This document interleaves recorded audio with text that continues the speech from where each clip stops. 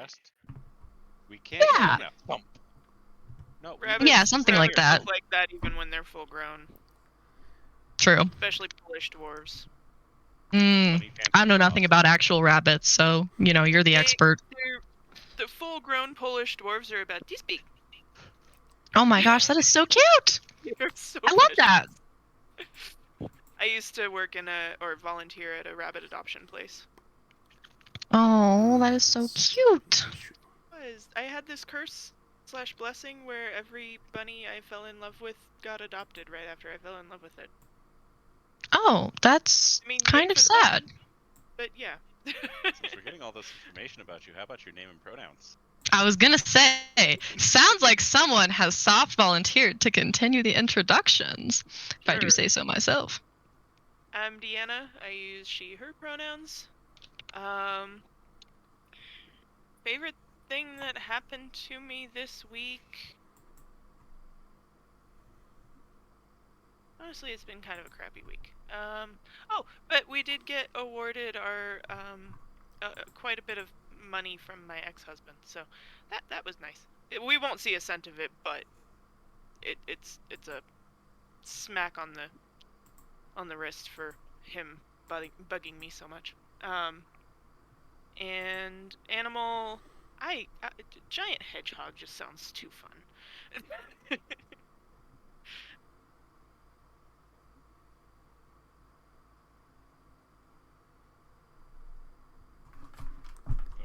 I'm Evan. He, him pronouns. Best thing that happened to me this week is realizing that I can put my hair up in, I'm not going to call it a ponytail, but I can bind it so it doesn't floof in my face while I'm at work. And that has kind of made me rather ecstatic. And I'm just a teddy bear, giant or otherwise.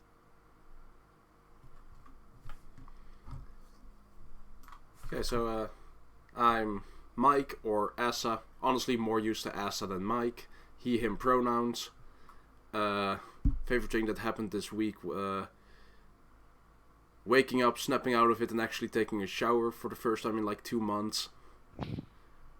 And probably a giant raccoon. Sounds terrifying.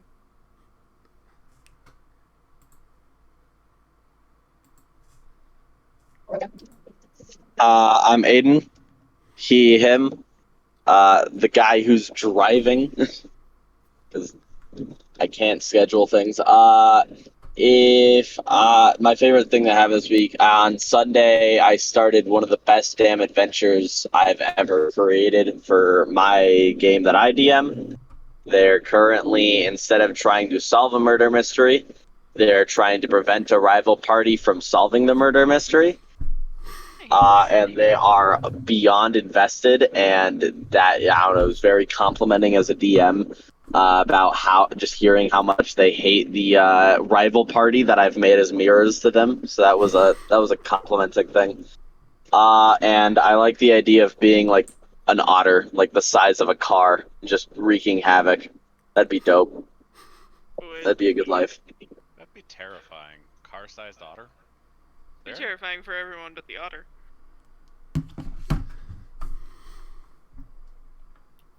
Hello, I'm Kira. I go by they, them. No, I'm not. I don't know why I'm talking like Korg. Hello, my name's not Korg. Best thing that happened this week. I streamed. Always enjoy doing that. What was the other prompt? Just animal? What kind of giant animal would you like to be? An even bigger giraffe. Just no reason. Like a 50-foot tall giraffe or something? It just sounds like ridiculous. Like, oh hey, this giraffe's an even bigger giraffe. So I like the sound of that. That's even more depressing, because like when giraffes drink coffee, it's already cold when it gets to their stomachs. Now it's like iced coffee. But it's not your stomach that wants it hot; it's your mouth. Shh. Too much logic. Sorry. No, it's perfect, because if you drink a really cold drink, then it also warms up by the time it gets to you. Yep. Well, hi, I'm Jacob. He, him, pronouns. Best thing that happened this week? Probably playing in Aiden's one-shot game. It was kind of a Wild Western kind of theme, and we didn't get anywhere where we were supposed to go, which was pretty fun. And if I was supposed to be a giant animal, I'd probably say a giant salamander, even bigger than the already big ones. Wonderful. Is that everyone? Was that everyone? I'm trying to think. Working memory questionable. I think that's everyone. Okay. Awesome. Trying to think of where I was going to go next. I don't think I had any higher orders of business. So, one thing that I wanted to mention is normally, I will ask, and you all can give me feedback on this. It's something I forgot to bring up during session 0. Normally, I will ask if anyone would like to do a session recap to the other players. And attempt to describe what they remember happening in the last session. Now, I understand that this could put someone on the spot, so it's sort of a volunteer thing.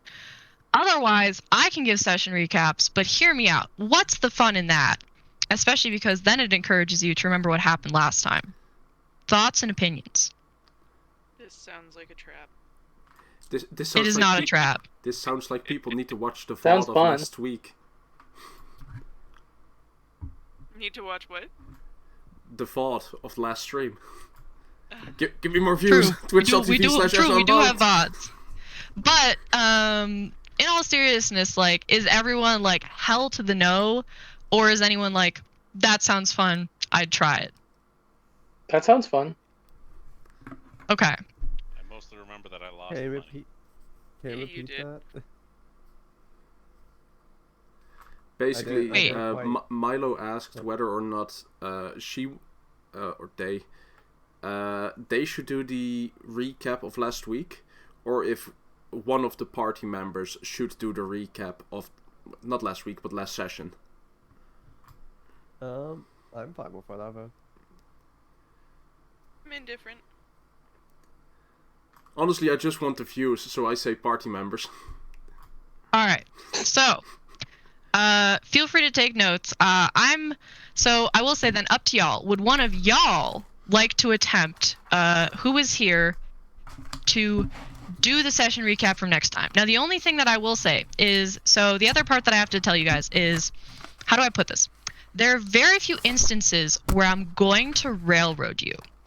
But as a DM to players, because we're bringing a new person in and I'm trying to make that happen somewhat naturally, I would greatly appreciate it if there's a part that you would just run with somewhat for me, just because otherwise I have to try and figure out how to get him to all of you in a totally different way than the way I've planned. Is that okay? I hate to ask this kind of thing, but otherwise, I just don't the way that I've set up. I think is going to be pretty fun, and I'm just going to be honest that if y'all are nah, I'll work with it and I'll make it happen, but it's probably not going to feel as natural. Is that a fair request? Wouldn't be the Beginning first. of the campaign. Yeah, that works for me. Okay, sorry. I just I hate railroading, but this is one of the only moments where I'm please make my life easier. Please just go to this one place. You don't have to do anything, but just go there. Yeah, it wouldn't be the first time King we has the time and place. wouldn't be the first time we accidentally killed a player character in his first supposed session. So I agree, railroading on that is a good idea. Yeah. My first game, my first character, my first time ever playing D&D, they attacked me. They rolled a nat 1, but they attacked me. Yeah. So, this is one of those moments of all I'm going to tell y'all now so that y'all can sort of be on the ready for it, is that at one point, your party will be handed a flyer. DM to players, this is your cue to just roll with it for a couple minutes, all right? Sick. Love you all so dearly. All right. Yeah, answer. Sorry. Are we starting after a long rest on day? Yes. day 2 is over. Now long rest. Yes. So just so you know, and the only other thing that I was going to mention is just so you know, I will probably skip some travel times. I'll always explain what's going on, but there may be times where just because I don't want to necessarily roleplay every single travel instance, it's like, all right, after a travel, with little description, and you're in this place. So like, you know, I'll usually mention, like, I'll usually stop and go like, you have this amount of downtime if anyone wants to do anything, or etc. But there will be times where it's just like, y'all are just going to travel. So where y'all are going to pick up, minus Jacob, is, well, actually, you know what I can do? You know what I can do is I can ask if anyone would like to give an attempt at the session recap. If there is a brave soul that wishes to try, and if not, I will do it, and it's fine. I remember us being in whatever the castle town was. I know that King's Isle. King's Isle, yeah, close enough. We got a mission to go to the center of the continent for some research, which I can't really remember anymore. And let's see, I got lost.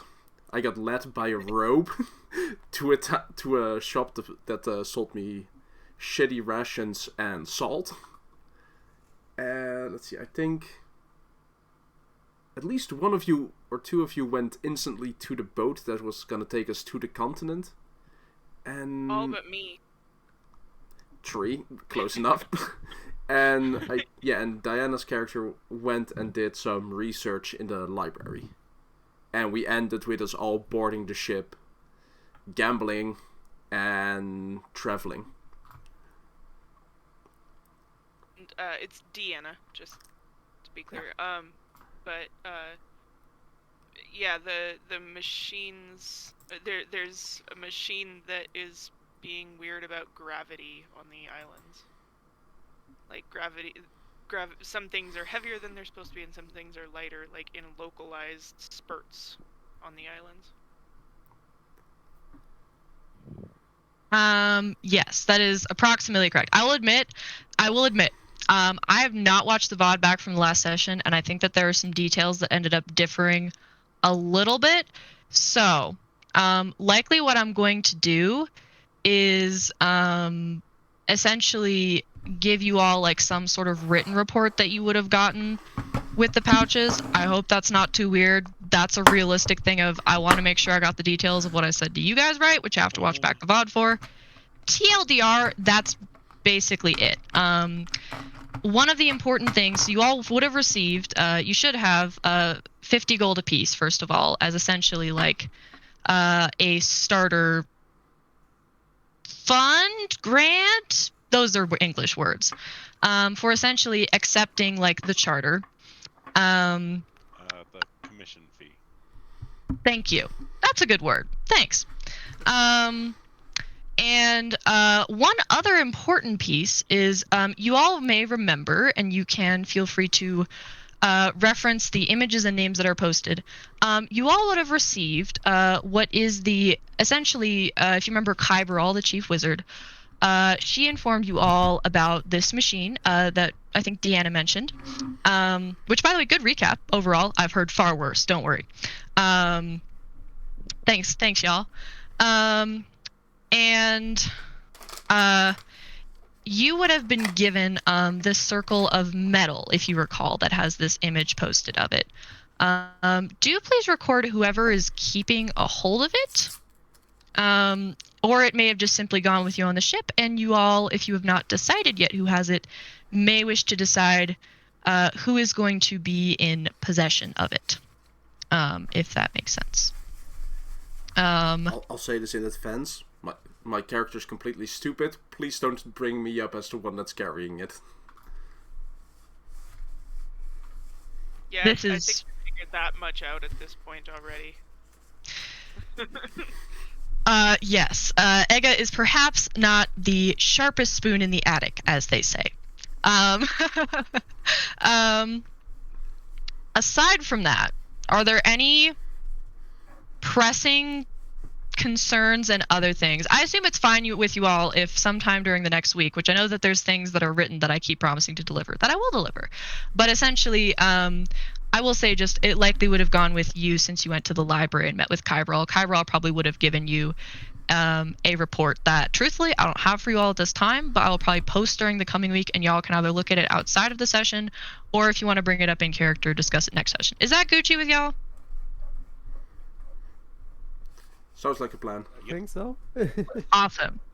This is one of those moments where I feel like a little bit like my shit's everywhere as a DM, and I apologize, and I just want to be real with y'all and be like, that way everyone can reference the details a little more easily, including me. But it's just not here yet. So for now, you know, you'll probably notice the papers later. I'll figure it out with you. But anyway, so aside from that, are there any pressing questions, concerns, things before we, in theory, sort of begin? What's the death rolls or death saves? We still roll those ourselves, right? And we just don't tell them to the group? I believe for this group it was player's choice. I think I have it written down in here. I also need to post the session 0 document. If anyone is like super like I really would like to remember something from the session 0 document for right now, I just don't have it formatted properly. I'm fine sending y'all the messy version if need be. But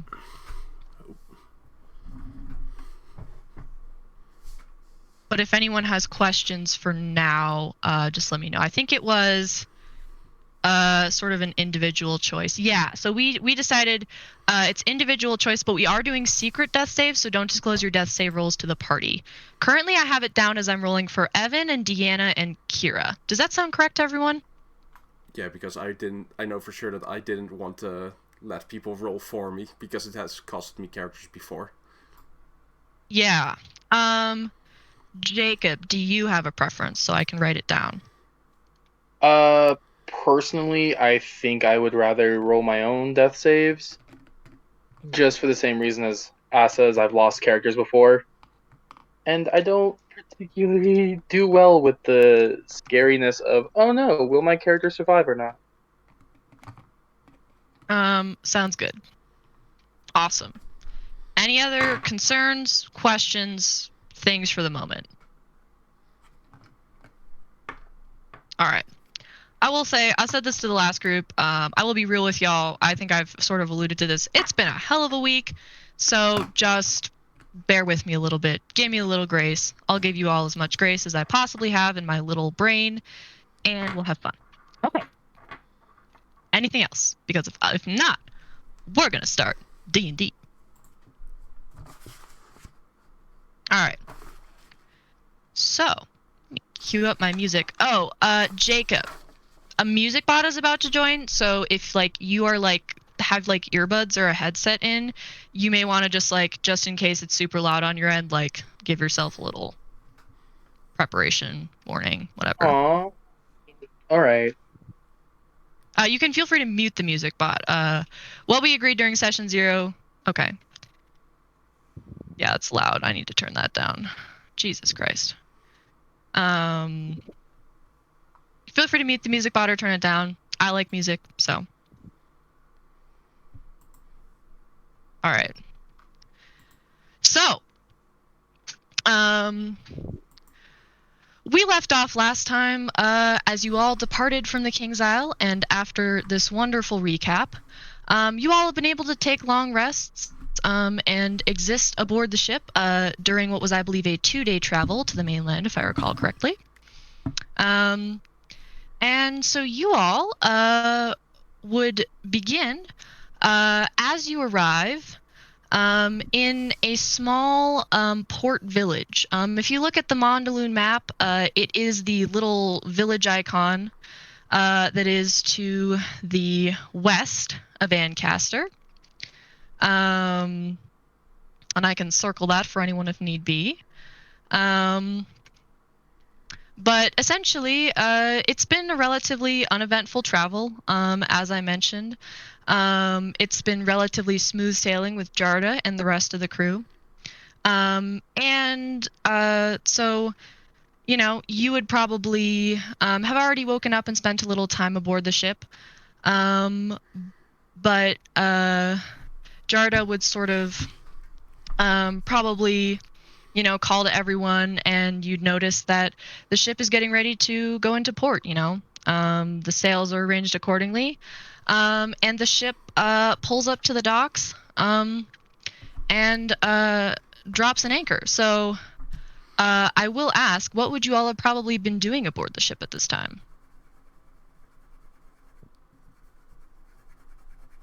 Where would you be? Above the deck? Below deck? Probably be I'd be above deck. Probably right right on the end where we're gonna be docking, right on the side of the ship where we're gonna be docking and offloading. Okay. Just waiting for us to pull up and anchor. Okay. I'd probably be up at the front of the ship watching us dock. Yeah. And surveying where we're going, like the dock and surrounding area.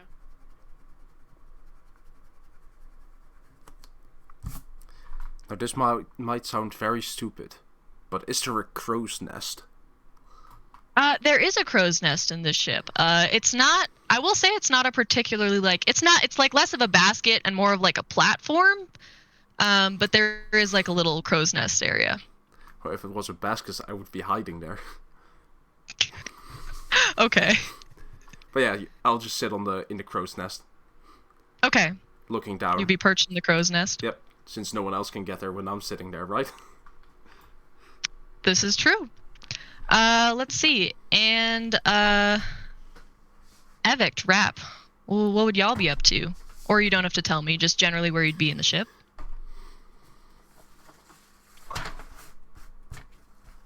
You are muted, by the way. Thank you. I apparently muted myself to unmute myself. I'd just be kind of on the deck, essentially shadow sparring. Just kind of practicing footwork and whatnot on the deck. Awesome. Probably be watching. That would catch my attention, and I'd probably be watching from a distance. Okay. Not subtly, just not going up to approach him. Yeah, that makes sense. Rap is definitely just kind of against the banister, just looking out into the sea or whatever, and just spending time with his bird. Yeah, absolutely. By the way, remind me, what's the name of your bird? Lacey. Lacey, thank you. Sorry, it's written in the channel. I just checked. All right.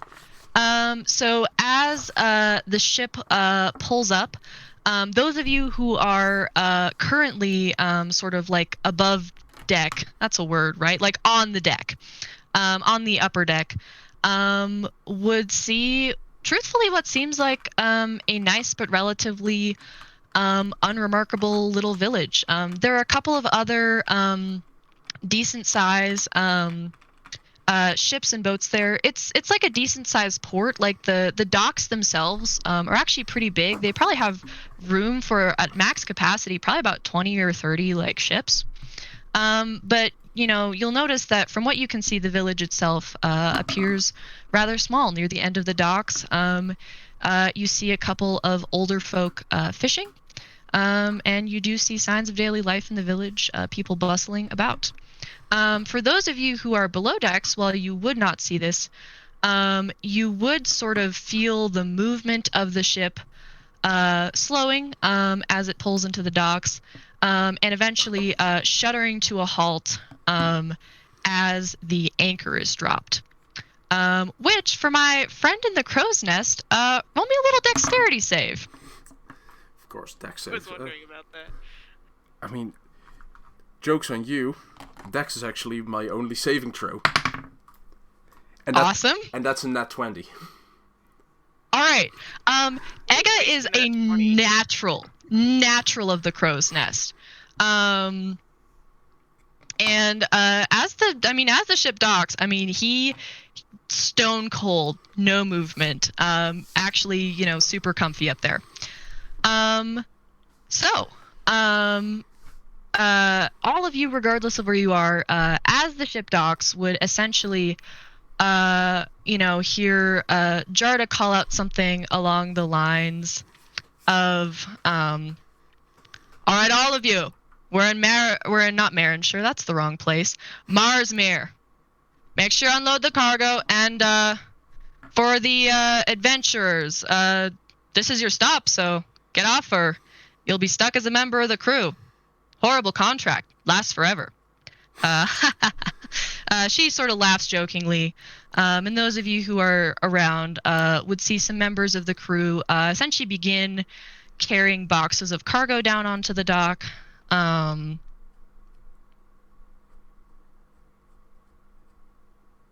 right. Boxes of cargo down onto the dock.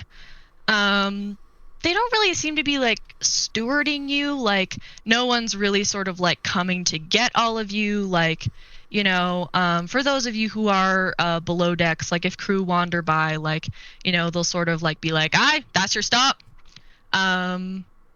But aside from that, you all are sort of left to your own devices as the crew begins unloading.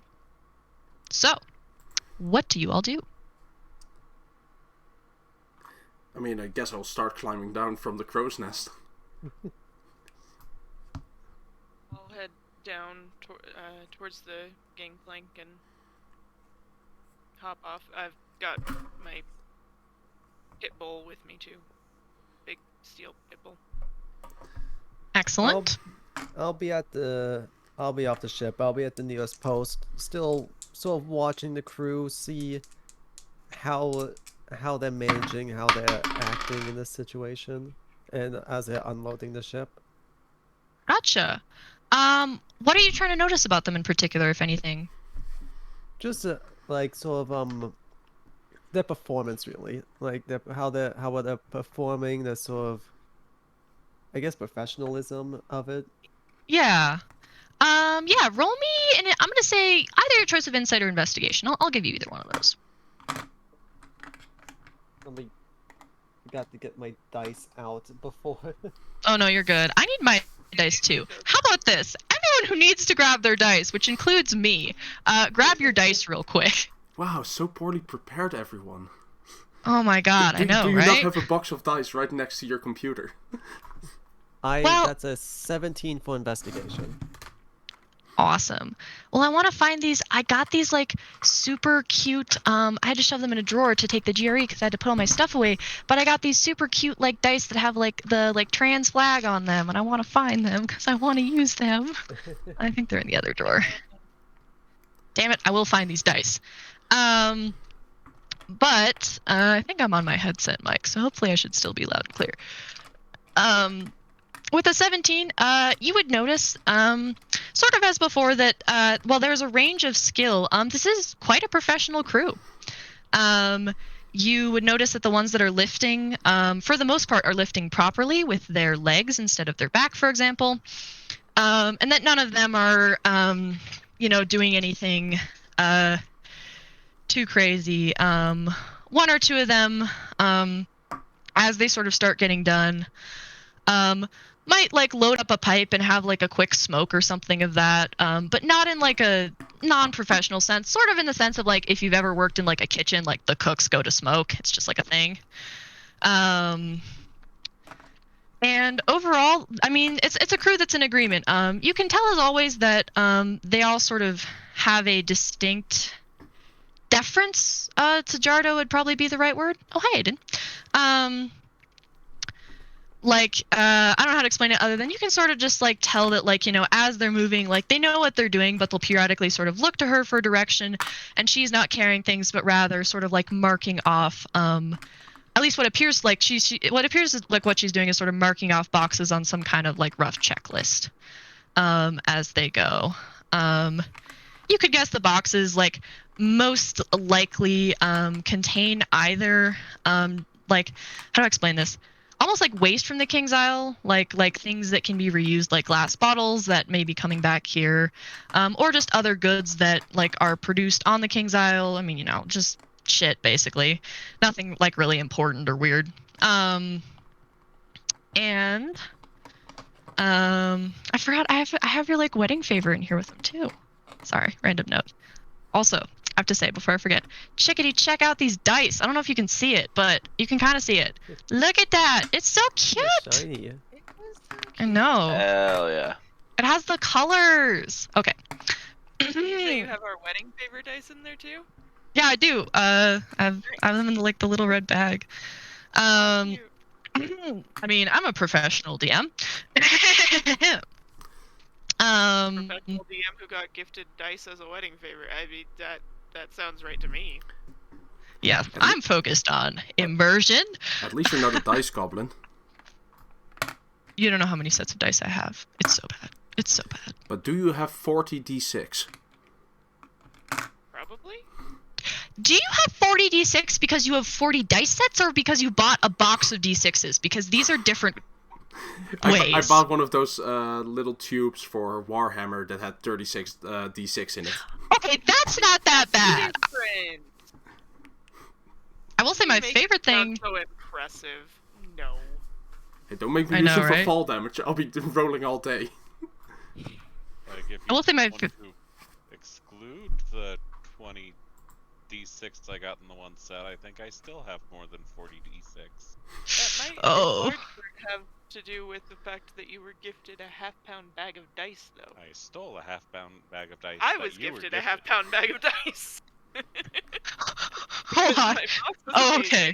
I thought you meant like you literally stole it from a store, and I was like, I'm not gonna report this to the authorities, but like I will say, this is random, but before I forget, my only favorite thing about this dice set is that it comes with 3d6 and 2d20s, like in just one dice set, which I think is really nice. Anyway, so my guess, at least I'm assuming so far from what I've heard, is that you all would essentially meet at the bottom of the gangplank. And I will say that essentially before you all leave, at one point, Jarda looks up from her checklist and sort of comes down and sort of gives like just the closest one of you like a brief but firm handshake, and then sort of says like, you know, it was a pleasure to have you all aboard, by the way. So safe travels, all right? Take care, and don't die. Take care of that one too. And she sort of like points at Ego, like once again, like someone would point at sort of like a small child or like a dog, like someone's like miniature like pincher in a purse or something. Be like, oh no, you take care of him too. And at that point, Next time Oh. I may cut out middleman and just buy you to drink instead. if we ever cross paths again, surely I might buy one too. We'll have 2 rounds on the house and see who's still standing by the end of the night. At least that's my idea of a party. Well, All I need right, to you all buy take that care. drink as well. There was no thievery involved. What can I say? Luck is luck. Besides, I've gambled for worse. Oh, trust me. If you've ever been to Sarkali, oof, they play hard. It's where I lost my life savings. And my husband. Luckily, only one of those was a real loss. Thank goodness. Chain off my ankle, if you ask me. Anyway, safe travels to you all. She sort of does like a little bit of a like not like a hat tip. It's just sort of like a little bit of a forehead slick, sort of like a touch from her forehead to yours, and begins walking back up the gangplank as the crew pack up, and are apparently getting ready to depart. Behind all of you, although I don't have a picture of it, you all would see the village that you may recall Jarda had mentioned as being Marsmere. If anyone is from Wistron, feel free to roll me a history check to see what you know about it. If you're not from Wistron, you can also feel free to roll me a history check, but spoiler alert, you're unlikely to know anything. Would the part where I spent some time in Beggar's Hill count as being from Wisteron? Yes, sorry, I should say if you're from anywhere or have spent a significant amount of time anywhere in Wistron. Come on, roll me a high number, because I have a -2. Don't remember 15! where I got a 7.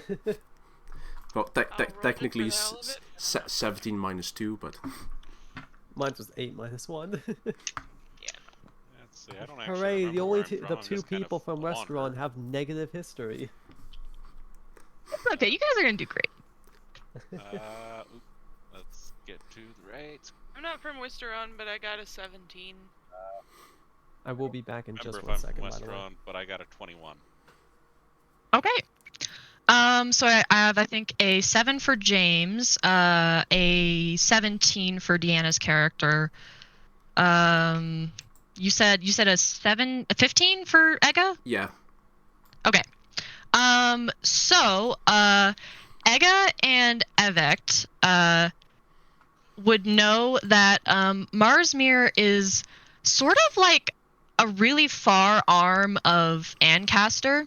Ancaster is a really huge sprawling city. So realistically, you would know for starters, just based on geography, that it's only really a couple of hours like walk, and probably only like an hour's cart ride at most to like the outskirts of Ancaster. Now from there, it's probably at least another like hour either way to like in the city, but it's actually not that far to Ancaster, which everyone would be able to know is the capital city of Wisteron. You would know that it is a fairly quiet village, whose primary deal is essentially acting as Wisteron's one of Wisteron's primary outer ports, essentially. So Mondelune sort of has this inner sea with the Isles, and then sort of an outer sea because donut shape or bagel shape, whichever you prefer. What was I saying? I was saying words. And that, yeah, its main deal is fishing. So it's sort of like one of the fishing hotspots of the world if you're super into fishing. And if you're not, truthfully, it's a relatively small village. There's just not really much that it has to offer. It's mostly residential. Most of the people who live here are fishers or sailors who sort of sail back and forth in channel to the King's Isle or to other nearby areas. That's about it. There's not really much to report. For the rest of you, you wouldn't know shit. You would see a small village. But that's what the others of you, those two, Evect and Ega, would know. I will say, as a party, your options are, if there's anything in particular that you want to try and do here, you can, but there isn't terribly much. Or if you'd like to continue on to Ancaster, you can, and it will be a couple of hours travel.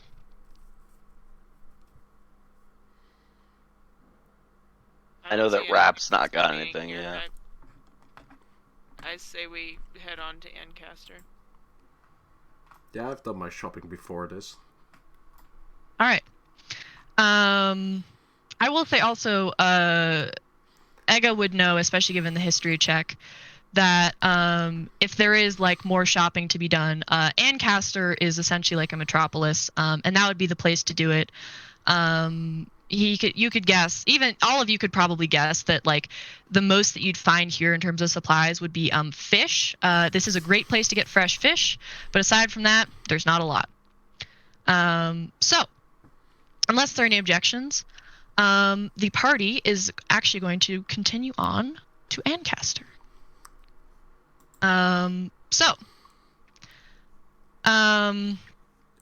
The travel to the outskirts of the city is going to be about 3 hours or so by foot. I realize I'm trying to figure out how to explain this. Like, if you look at the map, by the way, it looks like this place is kind of far from Ancaster, given that it's like probably like 3 days to Marinshire, and part of it is just because like Ancaster kind of sprawls out towards Marsmere, so like to the outskirts of the city, like especially if you sort of are going, it's not actually that far. Does that make sense? Cool. Yeah. So Sounds kind of like the Denver metropolis area. I mean, Yeah, exactly. Like if you could imagine, like if essentially like the suburbs almost like just sort of skewed in one direction. So, it's also because truthfully that part of the map is probably not perfectly to scale, but that's okay. I will say, spoiler alert, I'm terrible with map scale. So if sometimes you look at the map and go, that doesn't seem quite right, just it's fine. They're approximately to scale. I'll play D&D to verify maps. Just gonna throw that out there. I know, but look, I've already learned from the other group that people are sticklers for details, so I'm just heading this one off right now because I just am terrible at map scale. There's a reason that map doesn't have a scale in miles. It's because I can't do that kind of math. I have a stupid little post-college brain. There's 2 brain cells. Sometimes they make a thought. So I want to play a character that worried about that. I'd get more than a +1 in intelligence.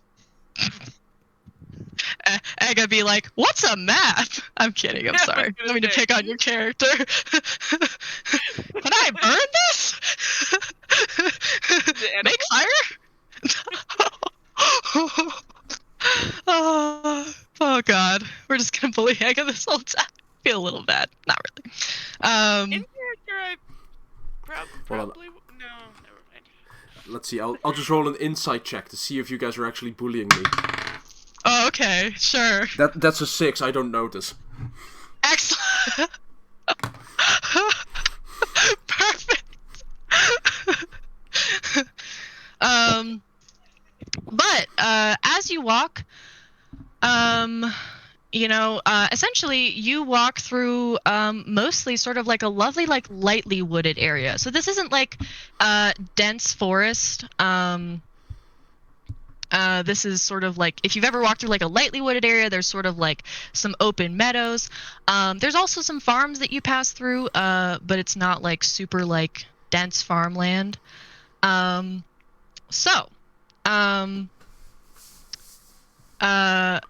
The first hour of your travels is relatively uneventful. And I will ask, does anyone have any downtime things or just other things that they would like to do while they walk?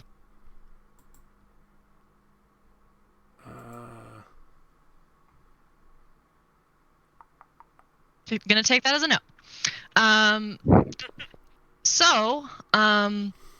As you all are essentially about halfway there, you go into a section of the forest that gets a little bit more dense. There's sort of fewer open meadows, and for probably about a half hour, you walk through a section that doesn't really have any farms. And at one point, I would like everyone to please roll me a perception check. Do your job. Oh, that's a nat 1. So 6 in total. 10 in total. Distracted. That'd be No, a wait. 16. My bad. Okay. That's 12. You are not the lowest because I rolled a 5 and no modifier. 19. I was gonna say, starting with the 19, can I just get those rolls to sound off like one more time? 19. 12. 6. 16.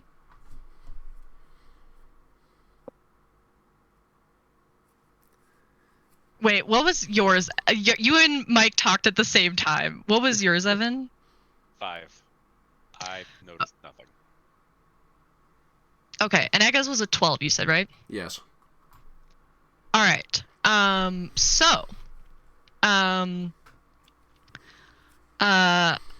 of you that rolled above a 10.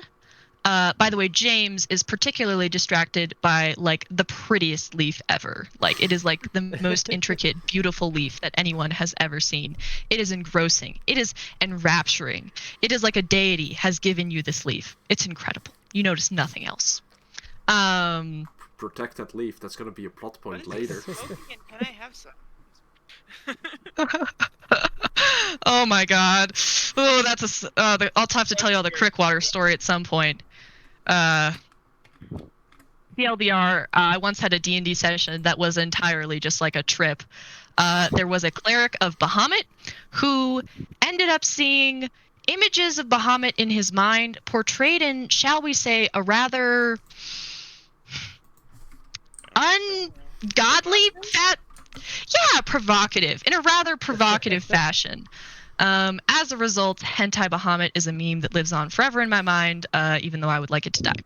But it will never die, unfortunately. Such cursed things dig themselves in. Anyway, those of you who rolled above a 10 would notice a faint rustling somewhere off to the left. Those of you who got an 18 or above, I think at least one person did, would be able to tell that it's probably about like 20 or 30 feet away. I'm immediately just on guard. I'm drawing my bow. Oh, whoa, the cloak just moves on its own. It's fine. See, look. I billow my cape out. You gave me the cloak of billowing. I am going to billow it. You should billow it. Gotta get all the uses out of that. No, like that's kind of what I pictured was distracting me. Like I'm just going along. Whoosh. Yep. Those of you who noticed the original rustling would also notice that it seems to definitely be getting a little bit louder, and that somehow it's quite a loud rustling. Like it's pretty, like there's no stompy noises, but like if you can imagine like a really like tiny rustle, like that could just be like the wind versus like, I don't want to say like an aggressive rustle, but like a rustlier rustle, a more significant rustle. Well, think Russell Crowe. I'm going to. I was the one who was able to actually like a little bit more determine where it is. I'm looking for like movement. Like, can I see movement? And I've got my bow drawn on this too. Yeah, I'm also. I will say, I'm also ready with the bow. Okay. Have you said anything out loud? So far, you have not. Nope. Should Alright. we Pick up on it. Well, I'm not like. should we also draw our weapons? What's up? Maybe a very big bird.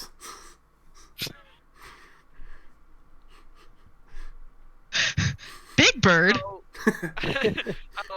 kind of roll my eyes and. You there. Come out. Kind of. You hear no like immediate response. Like I assume you were calling out in common, by the way. Yeah. But you. Do I see like leaves moving or anything around there? Not yet. If you want to determine how far it is away at this point, you could either roll me a perception or a nature check.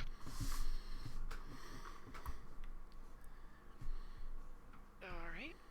Let's see how this goes. Also, I turned on a rustling leaf noise, but it's rather quiet. So if you would rather hear the rustling leaf noise, you may have to turn it up. I got 8. 8? 8. And by the way, anyone can roll, since at this point I believe it has been generally pointed out to everyone. So.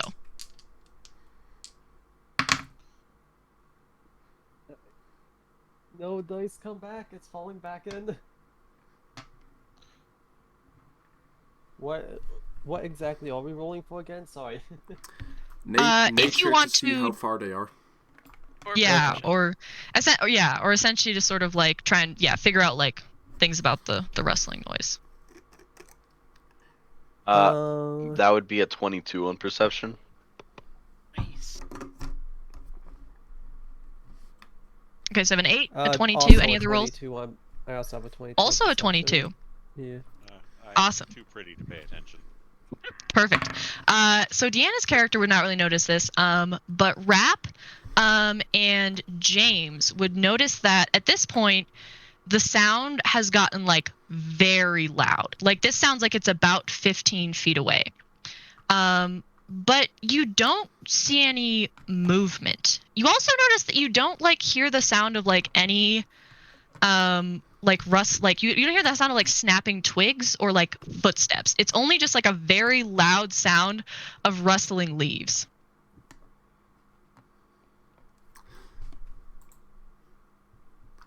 In a big like burst of feathers, he's going to draw his sword just kind of out from the sword is far longer than the sheath that he is grabbing it from, and like a little bit of like a couple feathers like fall and gently float down to the ground. He just pulls a long sword in preparation.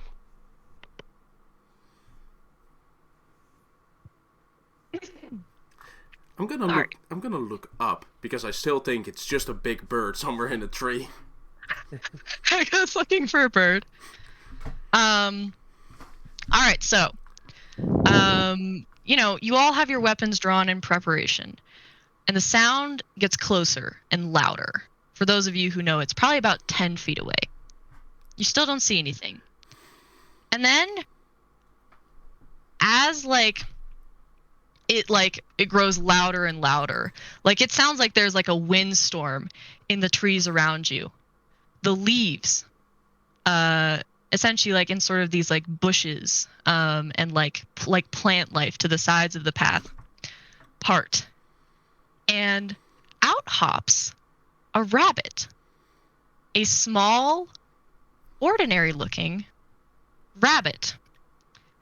And you would also notice as it hops out that the rustling noise is still there and practically deafening. Like it's like incredibly loud and is most definitely coming from this rabbit. It sort of stops as it hops out onto the path and then sort of like sits up a little bit on its legs and stares at you all for a moment, tilting its head. I'm gonna grin and dinner. Taking aim. The second that any of you move, the rabbit starts to run. Roll initiative for me. Why, Oh boy. why are we hunting the poor rabbit? What? Alright. Well, I'm last. That's a 5 to initiative. 16. That's a 24 to initiative. Nice. I have advantage and +7 on initiative. Barbarians. Adventure. I have the alert feat. Adventurer, sorry. My bad. Okay, so by the way, I forgot all about this. I have to figure out how to like set it up, but I had to get this whiteboard for the GRE. So I have a little whiteboard. So I figured I'd write initiative on it, and I don't think you can see it, but like maybe put it like back here. I want to put it like closer. I just don't have anything to prop it up against necessarily, so I'll figure it out. But for now, I'll write down the initiative on a whiteboard. So I'll probably like periodically like hold it up so you guys can see. Like, can't you set up initiative on roll 20?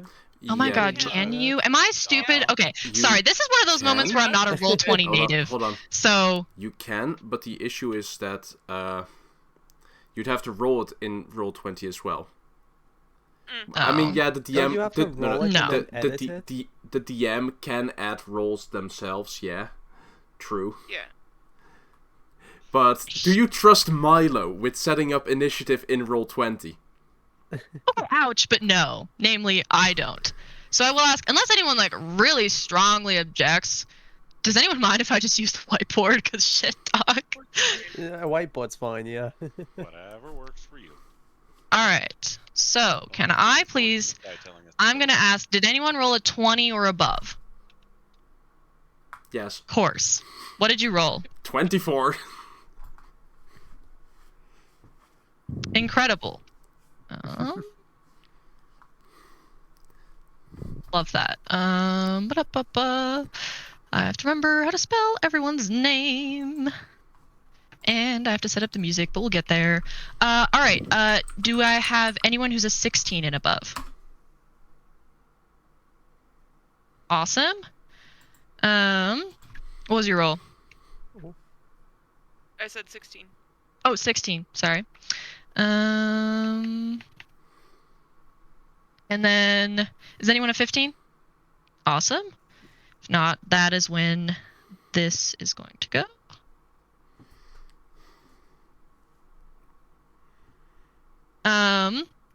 And then 10 and above.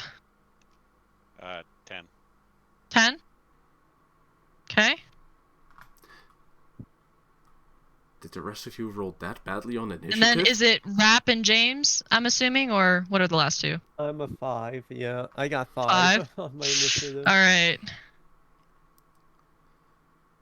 Where is Rap, by the way? I got 8. 8, perfect. Awesome. So, I will also briefly start sketching everything in Roll20. But for now, I can say that essentially at this point, the rabbit is about 5 feet away from whoever the closest person is. I should have asked for a marching order, so just give me a marching order since I didn't ask you about it before.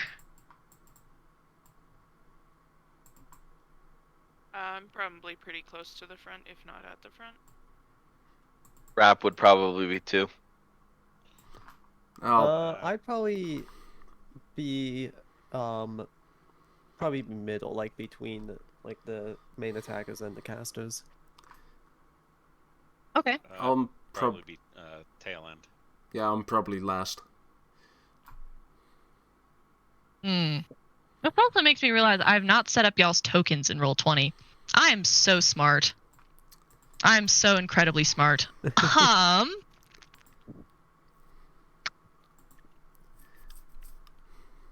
I'm thinking.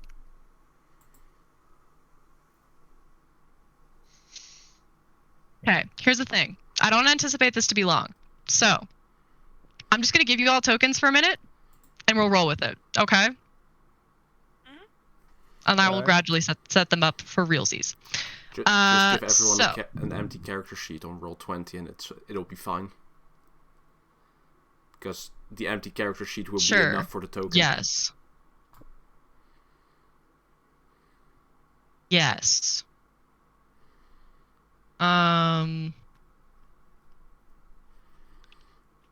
So, okay, so make empty character sheets? Yeah. Okay. Sorry, I just realized I should have set this up before now, but I didn't, so hold tight for a minute. Great time to take a break if you want to take a break while I do the thing. Run to the restroom. Yep, good time. That is so fucking loud. I'm sorry, I should have warned all of you. Oh my god. Awesome. Alright, let me get this shit set up in Roll20.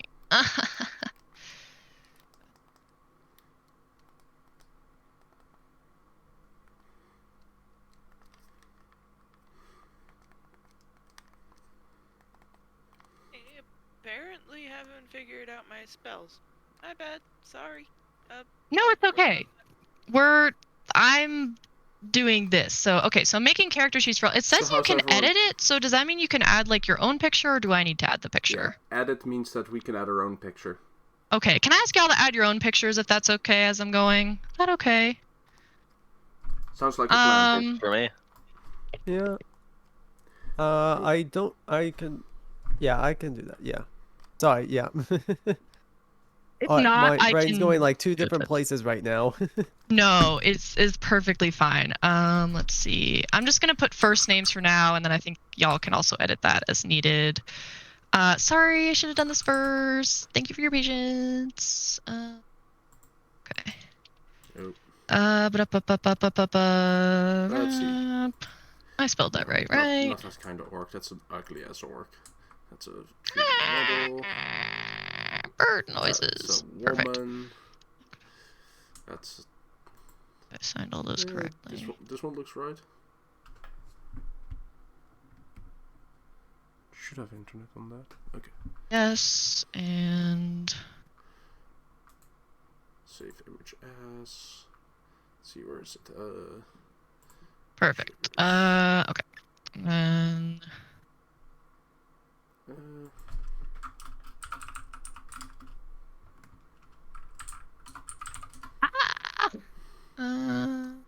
there we go. my god. Problem solved. I have to think so hard. Okay.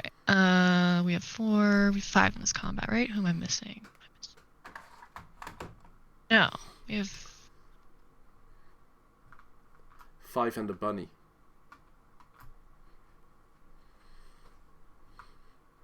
right.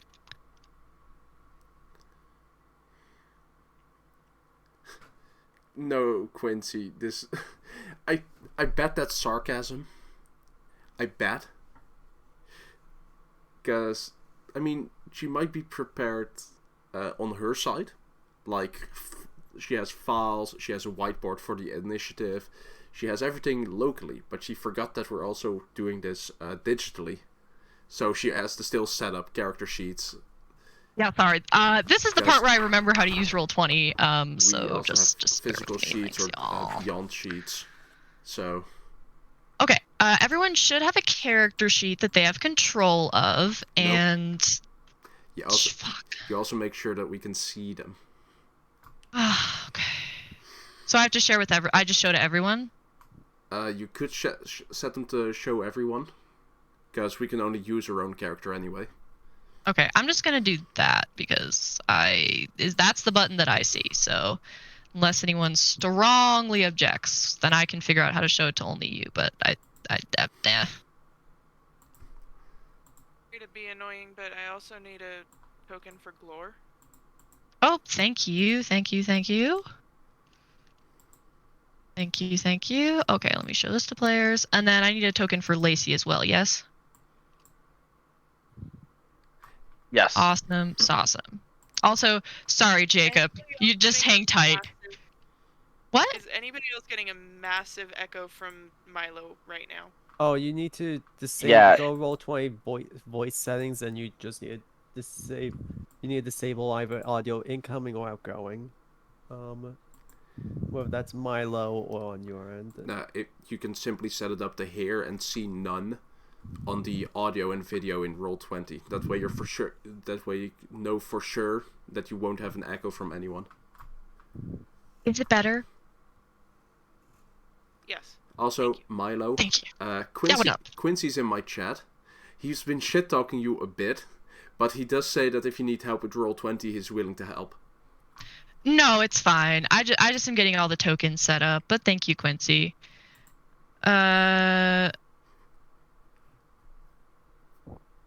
I just have not used Roll20 in a hot minute, so I am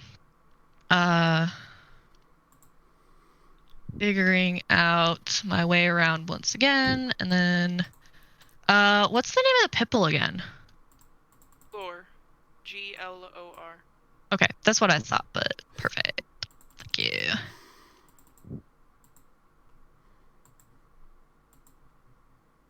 Okay, that should be everyone. Yeah, true, but it's mostly going to be theater of mind. I'll probably just use a random token as a rabbit. Well, they have the D&D Beyond sheets, so they don't really roll in Roll20 anyway.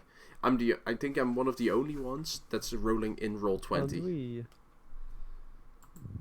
I think you.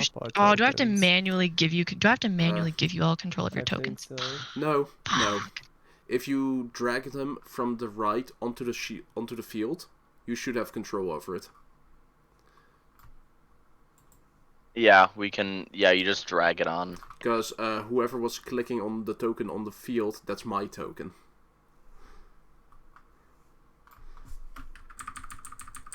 Okay, awesome. And then let me just draw the little path. So path is probably about 2 wide, so kind of just goes like this. More or less. I'm not going to draw the whole thing. Y'all get the point. I will draw the whole thing because I'm a completionist.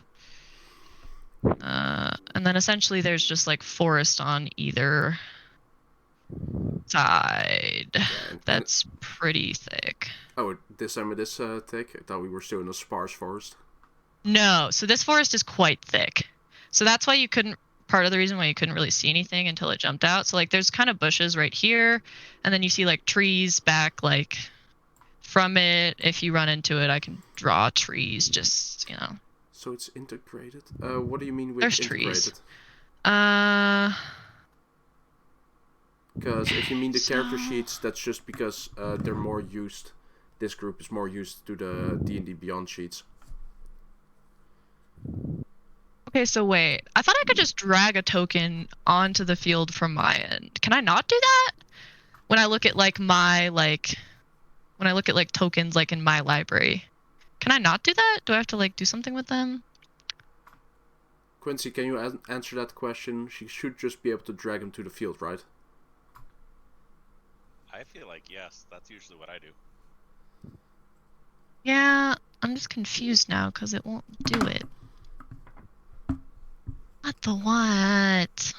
Alright, let me just try adding a new one and then we'll see if that works. God damn. Quincy says yes, so... Oh goodness. Okay. Well, alright. Thank you all so much for your patience. Try doing this, and hopefully that will work. Also, why did you say Rather than try to tick figure or out more myself C's? like a good D&D player, I'm playing with finding a good steampunk pitbull picture. It's also necessary. Oh my gosh, you get the best things when you search steampunk pitbull.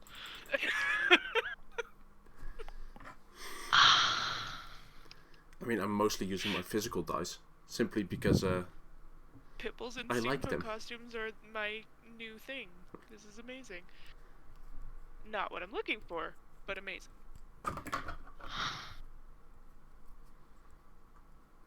Don't tell me I'm just in. Yeah, might have to make sure that you're on the token layer instead of the map or GM layer.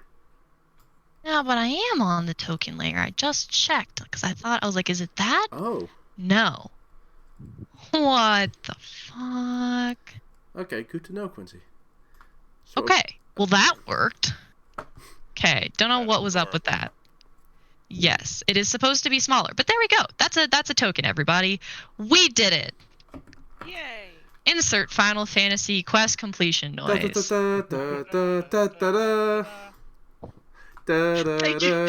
Extra fire. I appreciate you, homies.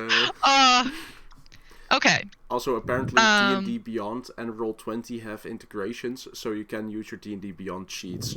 Yeah. Okay, Yes, so Sarah. essentially it came out of the left side. Probably, technically that's like technically more than 5 feet, but you get the point. If you, Ega could also, arrange yourselves accordingly. The rabbit is here. And Okay. we were northbound, right? Yes. So sorry, you are yes, you all were northbound, heading this way. I mean, there's I will say, there's more path that's technically not currently pictured, but like. What do you mean? Is it a token / sheet, My Quincy? artwork will almost definitely change before the next game.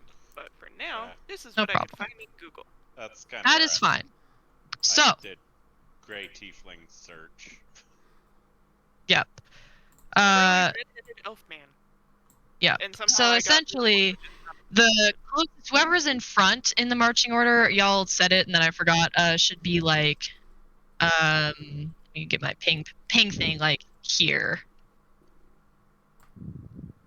Since it was about 5 feet away. The rest of you, I will allow yourselves to assort yourselves accordingly.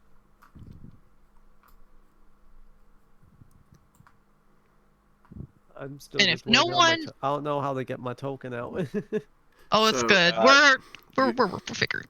To get your Go token... onto your character and just like the name on the right. Just drag it onto the. You have to click the name. Oh, there we go. Okay.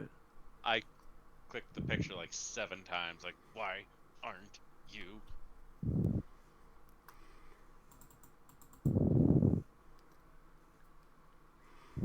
So I'll be more over here. Yeah, me and Avect were the last two. Where's mine? I don't. Yep. Okay, so Ega and Evect are at the back. So who was in front? I know I was like around second. Okay, who was first? I will say if no one says they were first, someone's just going to be put first. I can't find my token. Let's see. Zoom all the way. I mean, you should just be able to drag it from characters. So click just on your name and put it out onto the. So click and drag? Yep. Like that? Haha! That's got squished, but whatever. yeah. Well, it squished and stretched. Yeah. It's fine. It's okay. We're not shooting for perfection here. Trust me, we Considering ain't. I was aiming my bow, I'm gonna say I'm probably up here. Okay. That is that gonna be backwards? No, Is that gonna be it's right. fucking backwards? It's right. It is? Yep. Oh my god. That's sorry, it's backwards on my screen, which made me go, But Yeah. don't worry. I have a plan. hey. Uh-oh. I'm worried. Now let me just All double right. click. Yada yada So yada. It is hopefully your character in front, goes Deanna? First says, "Don't worry, I have a plan." Oh, I forgot to put Glor on the map. Sorry. If you take the attacker. Glor is. Whoops. Glor. Yeah. I'm fine if Glor is gonna be in front, but someone is here. Glor probably actually would be in front. Okay. So we'll say that the rabbit popped out in front of Glor basically, so Glor would have to be like there if that's fine. Ooh. Yes, And Quincy, then this is that other adventure. Yeah, so that I have a. Yes, Fine. I'm allowing this is you the to assort adventure. yourselves, but the rabbit has popped out 5 feet in front of someone. So, trust me, letting you assort yourselves is a mercy. It's a kindness. It is. All right. So, with that said, unless there are any objections, it's going to go to Egga's turn. Does a 16 hit? Does a 16 hit? A 16 will not hit. Okay. That sucks. What are you trying to hit it with? My short bow. Okay. First strike gives me an additional attack. Does a 22 hit? A 22 will hit.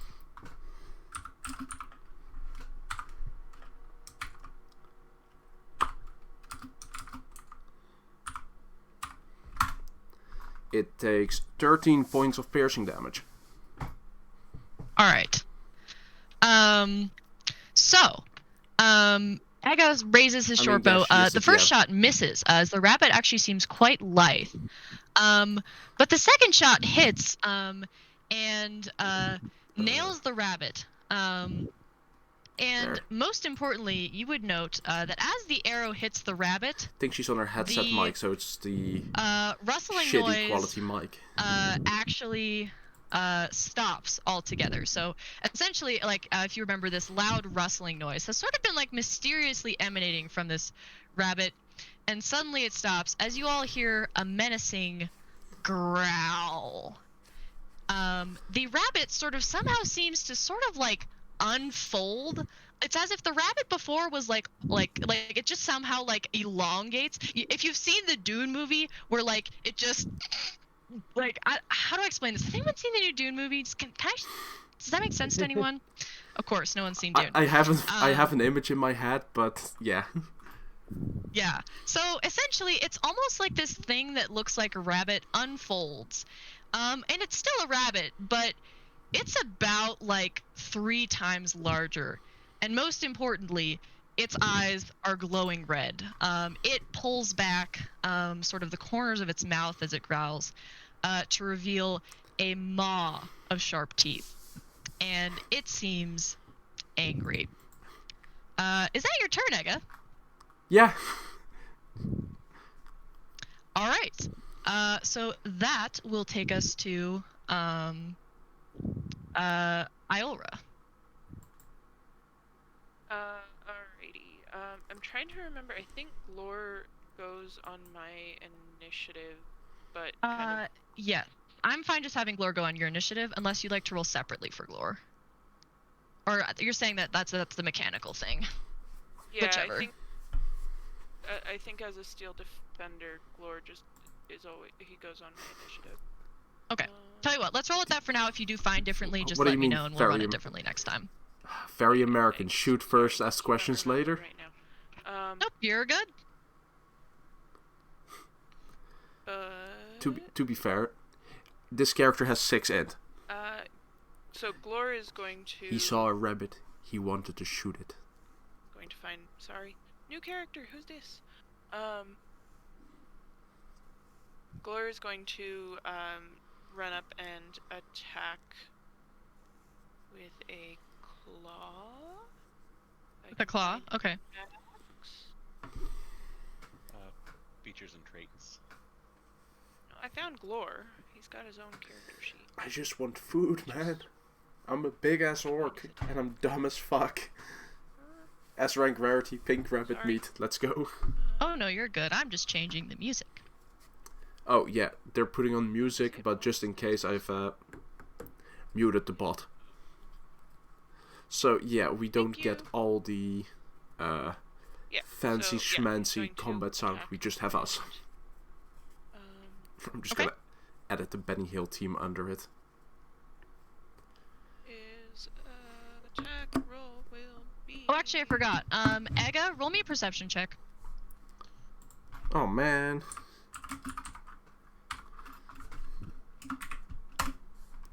$21. You would notice that as the arrow hit the rabbit, it, like, you're not sure why, like, if it's just, like, you're not sure what's up with this thing, but it, like, didn't seem to, like, hurt it as much as you'd expect. Like, it's almost like the arrow just, like, didn't go all the way in. Aha. Mm-hmm. Isn't it a bit early for magical resistant physical resistant monsters already? You said Glora's gonna do a claw attack, by the way? Force Empowered Rend, I think it is what... Force Empowered Rend? Called? Okay. Yeah, it's his claw. I'm not gonna edit it. That would require effort, Quincy. And I was just saying it as a only meme. rolled a 12. Yeah, that's not gonna hit. Yeah, no. Alright. And then I will...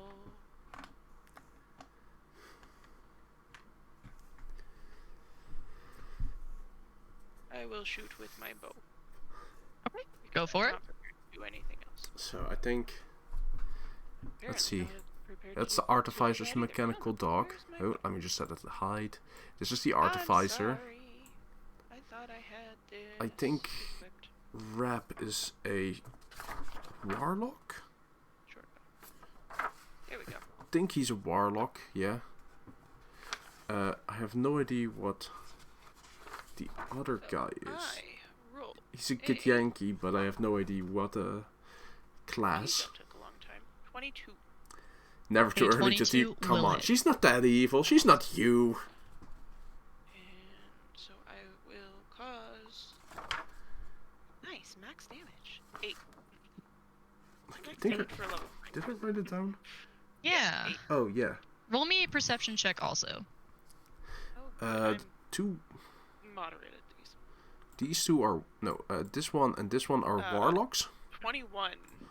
This one is a druid, You would notice the similar thing. You said you used like a regular bow, right? and this is a battlesmith artificer. Yeah. So you notice that the arrow's sort of like you're not sure if it has some sort of tough hide or some sort of whatever, but the arrow doesn't seem to hurt it particularly much. It does hurt, however. Nah. Is that your turn? You would never TPK us intentionally. Oh wait, do I want to move? No. You would just plan that we escape, right? We just All right, run. Excellent. All right. So it is the rabbit's turn.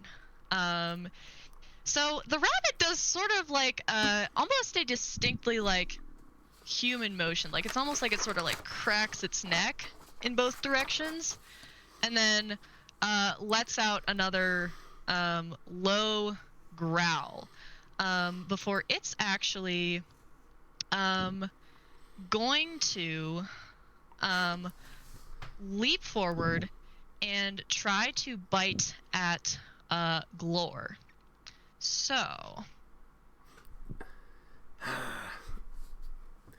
is it 12 gonna hit Glor? Glor, if I really need to just have this up, sorry. A 12 to hit Glor. I can't remember.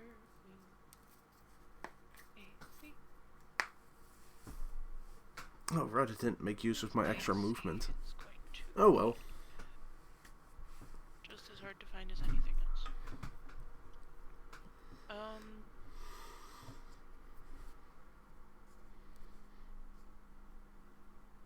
You said a 12? No. The rabbit's first initial chomp misses, as what appears to be like separate rows of teeth simply close on empty air. However, I assume a 22 is going to hit Glor.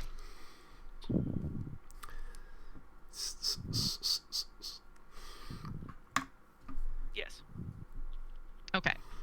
It is thankfully not a When nat its 20. maw open wide and there's more teeth inside, And Glor is going to take 6 piercing damage.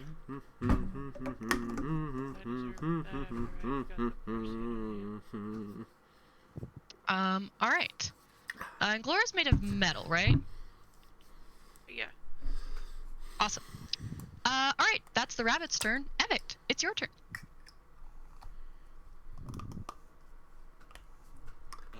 My turn's gonna be a little bit basic.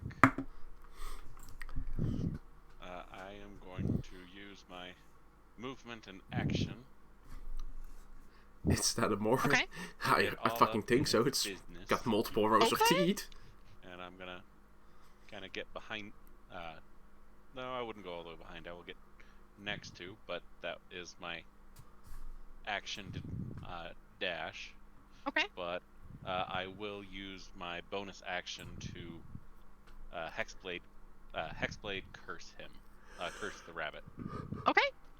What do we do with the What's up bars? with that? What do we do? So I get an addition +2 bonus to damage rolls and score a critical hit on a 19 or 20. And if it dies, I regain 6 hit points. Could you repeat the first part of that a little bit more slowly? Sorry. I get +2 to damage rolls. Okay. And I score a critical hit on a 19 or 20. Awesome.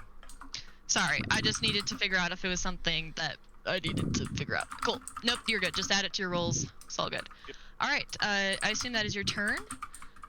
Which means it is Rap's turn. Rap, do you roll separately for Lacey, or does Lacey go on your turn? I'm fine either way.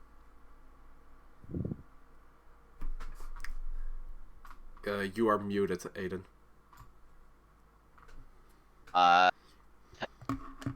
According to like the subclass, Lacey goes on her own initiative, but that seems messy. No, I Okay, would never just do you fuck want to just around. have Lacey go on your turn then? Is that fine with If you? that's chill with you. That works for me. That makes my life simpler, makes everyone's life simpler. So, it is yours and Oh wait, Lacey's you turn. never watched my stream. Is this Wow. this kind of area, is this walkable terrain or just no because the bushes? It is difficult terrain. And Okay. beyond it are trees. I'm not really gonna draw the trees unless it becomes relevant, but I Sure. don't think it will. Yeah, you can walk through there. It's just difficult terrain.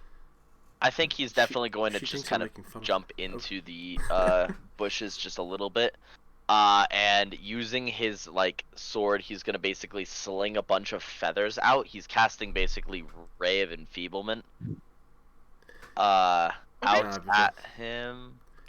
For sure, Quincy. So I just do that's what keeps me occupied. If chat's active, I keep chat busy. Oh goodness, doesn't. If chat isn't active, I just look does at my 17 phone or hit? play something. A 17 will just hit. Yeah, these like feathers just kind of fly into like its mouth or whatever. Basically, it deals half damage with strength attacks until the effect ends. Okay. And then it can make at the end of each of its turns, it can make a con save to end it. Awesome. Quincy, I already Perfection. fuck around and find out. And that's gonna be it. Lacey's gonna just remain on my shoulder. Solid. James, it is your turn. Alright. Alright, I'm gonna... Let's see.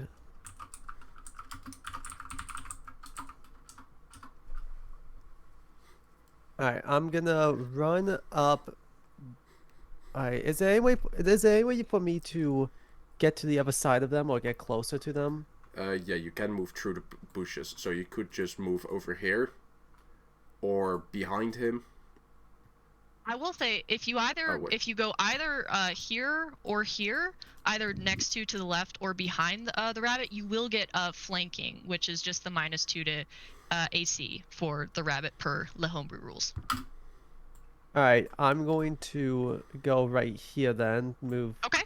that 25 feet. I am going to... I'm going to attack them with my scimitar. Okay. With your scimitar. With my scimitar, yes. Which is... Should have done that turn 1.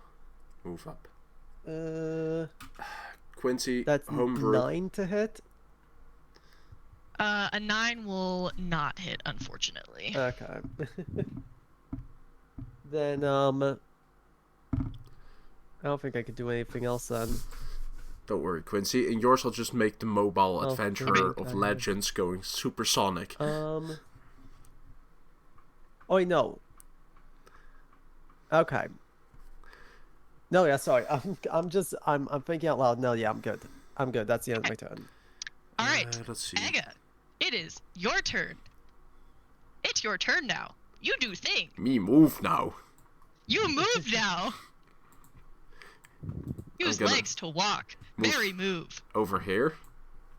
Okay. And then I'm gonna shoot him again. Okay.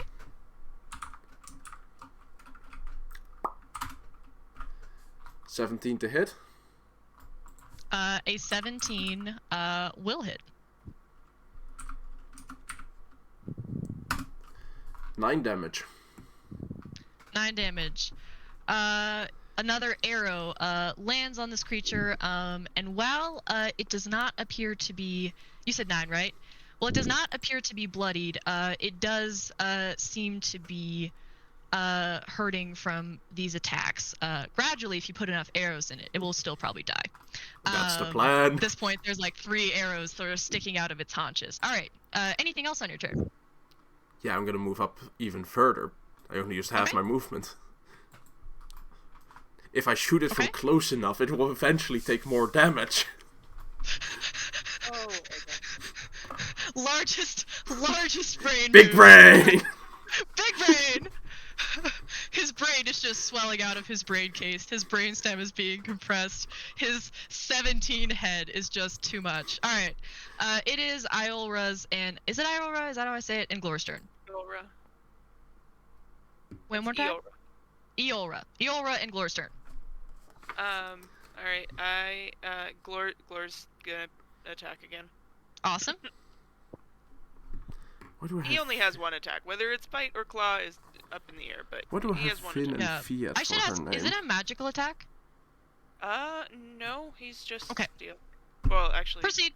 Oh, it deals for force flavor, I'm damage gonna though, say he's right? copper, but yeah. I think I have the it complete wrong name is- written down. I have I this. believe it's force damage.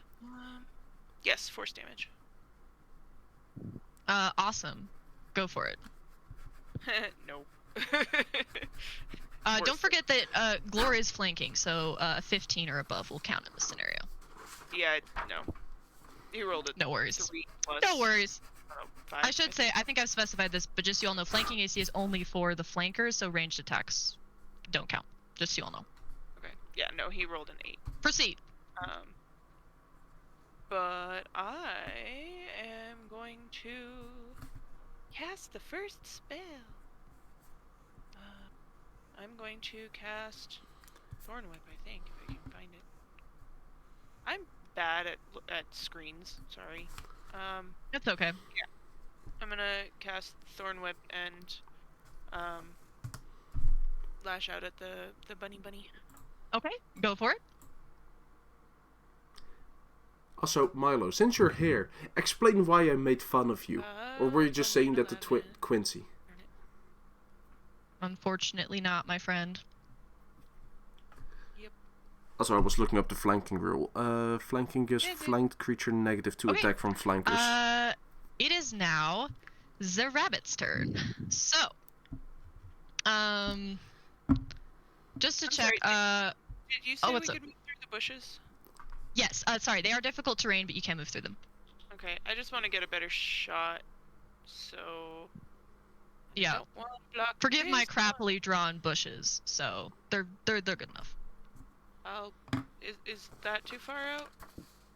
No, that's fine. Like realistically, the bushes probably extend. Nah, just they're as drawn. They're as drawn. Cool. Bush is difficult terrain, not bush is not. You can totally go there and still see. I will say if you move like way far back into the forest, you may lose like line of sight. But anywhere like close to the path is fine. And better line of sight. Absolutely. Okay. If that is your turn, it will now be the rabbit's turn. Now surrounded by new enemies, it sort of like looks around at its two new foes and sizes them up, and actually decides to.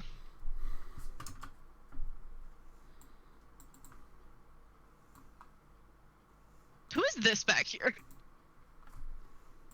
That's James. Okay, that's what I thought. Thank you. Yeah. And is actually going to whip around and try to hit James. Does a 13 hit? A 13 does not hit. Okay. One bite attack misses. But unfortunately, I'm assuming a 19 is gonna hit. Yes. So, the first chomp meets nothing but air, but the second chomp is a bit more forceful. However, it still only deals 3 piercing damage. However, I'm going to need James to make a Constitution save. All right.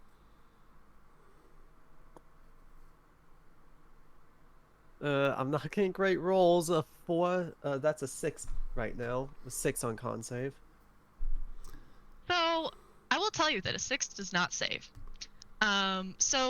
As this rabbit essentially like, first sort of maybe nips at James's ankles, and then leaps up and digs its maw of teeth into his arm.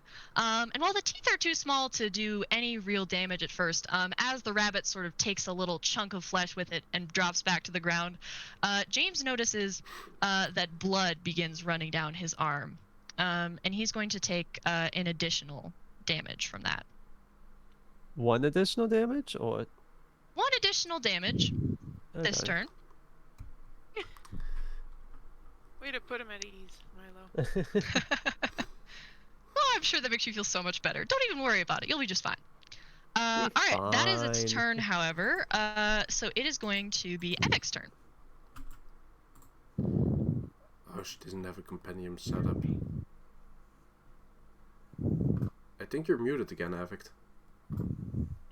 Thank you. Is it grappling my compatriot over yonder? It is not grappling. It bit and released. Okay. The chunk I'm of not flesh that thing worried. was just for flavor. I just clarifying. Nope, that is Because helpful. It did not I- grapple. And by the way, it didn't apply to the follow-up damage, but I realized I should clarify. The 3 damage was with the Rave Enfeeblement. Oh, although it needs to save for that, right? It can save for that? I just remembered that part. I think it saves at the end of its turn. Yeah, so let me roll the save for it. While you're rolling that save, I'm going to roll to poke it with my sword. Awesome. Is Rave Enfeeblement strength or like what kind of save is it? And what's the DC wrap? Aiden. Microphone. Damn it. 13. Yeah, so like a 5 is definitely not going to save. Proceed. Oh. It rolled a 2. Actually, wait, what kind of save was it? Aiden, what's that? It was a con save. Con save? Yeah, no, even worse. Sorry, continue. So that's going to be an unnatural 20 to hit. That will hit. And, ooh, nice. So 1 plus 2 plus 3, so 6 damage. Alright. And I have done as much research as possible, and sadly my packed weapon does not count as a magical weapon, as BS as that seems to me. Seem like BS. I think that's not yet. Yeah, I feel like it gets to be at another, or later on, but at level 3 at least, I did not find anything to say that it is a magical weapon. So grumble, but... Back on that at some point, and if it, I will say, I will stick with that for now. If it doesn't become magical at some point, I agree it definitely should. We'll come back to that later if it doesn't. Yeah. It's like, do you see, it's a rapier, right? Or what is your weapon? It's a longsword. A longsword, sorry. The longsword does indeed hit the rabbit, although once again, it doesn't seem to bite into its flesh that much. Anything else for your turn?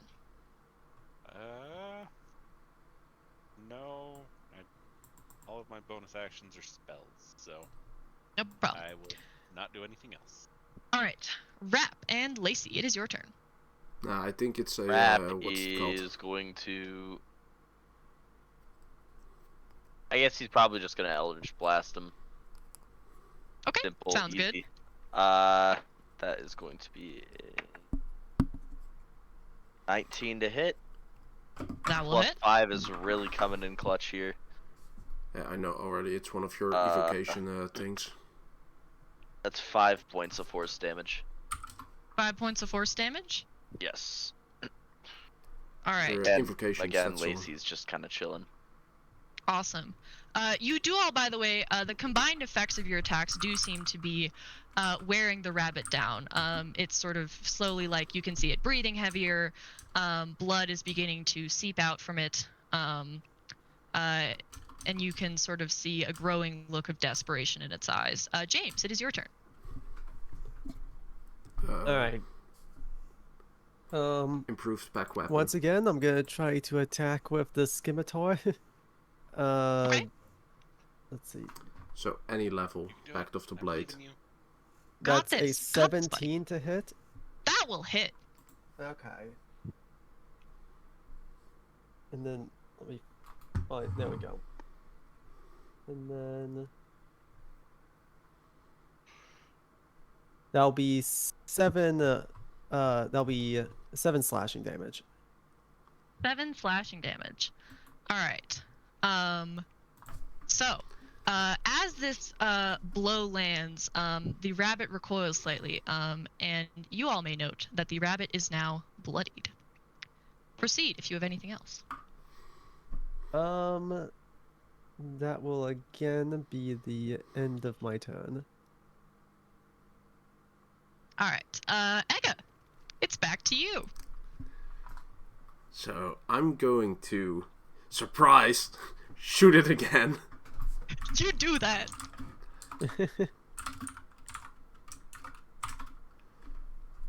A 15. For that ranged attack, a 15 will not hit the rabbit. Okay. As my free action, I will stow my bow. And I will, well, because difficult terrain, half movement to start flanking. Okay. Go for it. Ah, yes. We have here the holy compass of the flank and spank. Once again, back in business. Excellent, excellent work, kids. Look at the little rabbit. Rabbit be like, Do, do, do. alright, is that your turn? That is my turn. Alright, it is Eolra, Yes. right? And Glor's turn. Awesome. I'm going to just, no pun intended, bark out at Glor. Glor, back! And he's gonna step back one, and I clicked on the wrong thing. So he's just gonna back off a bit. And then I am also going to back off a bit. Quick question. I need to, yes? Is that order bark back? Is that a disengage? Oh, yeah, it would be, wouldn't it? Yeah, I mean, Glor will probably take an opportunity attack here unless he does disengage, unless there's like a special thing with the Steel Defender with that. There is not a special thing. Disengage just mean like that's my action, right? would be Glor's action, because Glor Well, gets a separate okay, yeah, that's action. Glor's Or at least, action. if Glor does not get that, like, I think you said that, like, he can only do the Ren thing. I would allow Glor to take, like, normal actions like disengage or dodge, if he can't already. Yeah. So yeah, he'll disengage then. And then Awesome. I will move back that far, I think. I have to measure that. Yep, that far. And then I'm going to cast Tasha's Caustic Brew at Okay. the bunny. What does that do? That shoots a line of acid at it, which is 30 feet, which is why I moved back 30 feet from the rabbit. Awesome. So that I was gonna say until you measured it, like, it's not gonna hit anyone else, like, just No. If you really want to be technical about it, it's probably a no. 5. If you draw the line and it doesn't go through the picture, it's fine. That's why I say, if you want to be very technical about it, it's a 5-foot wide line, so you will hit Affect and Rap, but... I don't want to be that technical. And I don't either. I will say, like, when we're playing on Roll20, if you draw the line, if it goes through a part of someone else's image, it's gonna hit them. If it only can it hit was them, fireball. And if not, it will not. Alright, well, it's only a 14, so I don't think that it hits anyway. Wait, It do will I have not to, hit. Do I have to... Hold on. Do I have to roll? Hold on. Yeah, is it a save or No, I don't have to roll. It's a dex saving throw. Sorry. It's a dex saving throw. Okay. Yeah. Yeah, let me make that saving throw. This technically clips, like, the corner of Affect in my eyes, Is but... a 17 gonna save? Yeah, I'm sorry.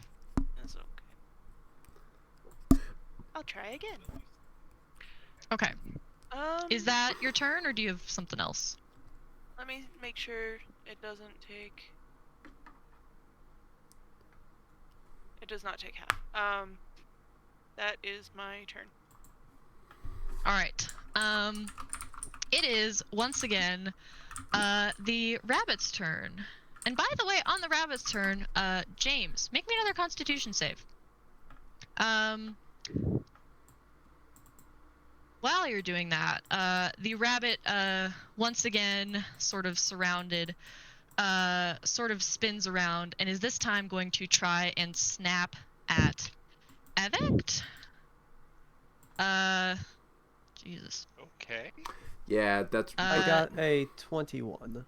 True. I get Awesome. that, but I'm more of the, hey, James, it's technically in the is right able line, to sort of, like, so... I'll, you know, as he's sort of able, like, as this is going on, to staunch the wounds, perhaps, sort of clamp it down with a piece of cloth or something or other, and or at least the bleeding does slow down. He's not going to take any damage. However, Evect does a, strangely enough, another 17 hit you.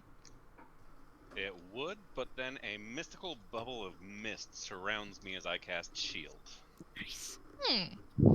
The rabbit's jaws meet only this magical bubble, and confused and enraged, it's actually going to try and bite you again. This time it's gonna roll like a 14, which I assume does not hit. No. Until my next turn, my armor class is now 23. No, 20. That is what I thought. So Evect is able to throw up this magical shield, and the rabbit's jaws meet only magicalness, which makes it Evect's turn.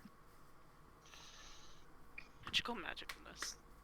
Magicalness. I do have to make a quotes channel at some point. I'll do that in the background. I do believe that I am going to change things up and, you know, hit it with the sword again. Okay, sounds good. That bad things happen. I got a You natural rolled that one. Unfortunately, the sword attack does not, in fact, pan out, and it's entirely misses the rabbit, and Evic's sword will sort of briefly get stuck in some of the surrounding bushes, likely leaving him vulnerable to attack. Aha, but I let go of the sword and rematerialize it in my hand as a bonus action. You know, fair enough. Fair enough. You know what? Fair enough. Just for that, I will allow you, because fair enough, to defy the rabbit will not have advantage on you on your next turn, which is unorthodox, and if someone really objects to that, but you know what? Fair enough. Well played. Fair enough. All right. May as well. Damn it. That's like one of the few bonuses of the pact weapon is being able to summon it as a bonus action and not have to sheath it. Yeah, So. I'll get you next time, motherfucker. Anyway, is that your turn? That is my turn. All right. Next up is Rap and Lacey. It is their turn once again. And again. Aiden, you're muted. I hate these things. I'm so sorry. I'm sorry. I'm sorry. It's online D&D. It's how it goes. Second verse, same as the first. I'm just gonna Eldritch Blast again and definitely miss. Okay. Cool. The blast hits nothing but air. Anything else? Nope. All right. That brings it to the turn of one James. All right. Once again, they look pretty injured. I'm not gonna. I don't think I'm gonna go all out still. I'm gonna hit them again with the sword. Sounds good. Oh, hold on. There we go. That one rolled off. And that is a 10. A 10. That will Shame. not hit. Okay. I'm not hitting anything today. Same. You know what? How beaten up is it looking right now? I mean, it's essentially looking like about half gone. It definitely still has some fight left in it for sure. Hmm. It is Alright, not yet on death's I'm doorstep. gonna use a bonus action and I'm going to cast Flame Blade in my other hand. Okay. All right. Sounds good. All right. Will that do it for your And- turn? Yep, that is everything I can do for my turn. Awesome. Back to our 6-inch bonk bonk. What you gonna do? So, remember how I stowed my bow? Yup. Yeah, I'm not gonna pull it out. I'm gonna just pull out my longsword instead. Okay. He is whipping out the longsword, ladies and gents and folks. Does a 13... 13 doesn't hit, does it? 13 doesn't hit. Even with the flanking, it's a 15. Yeah. So that's it. So I just two-handed pull out my longsword and miss. Okay. Yep. The rabbit is dodging all manner of attacks. Which brings us to Eolra and Glor.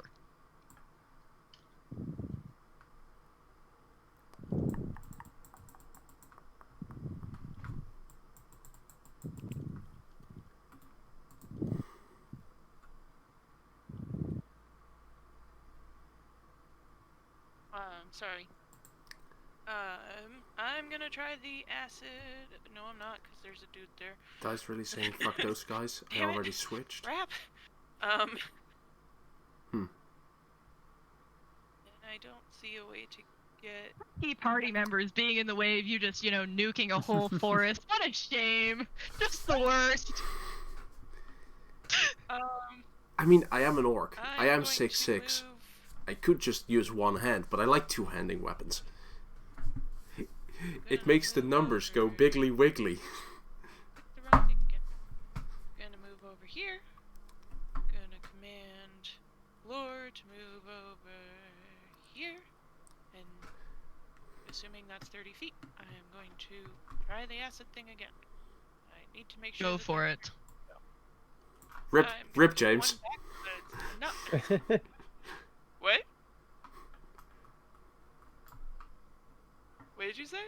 I said rip James. That's why I moved.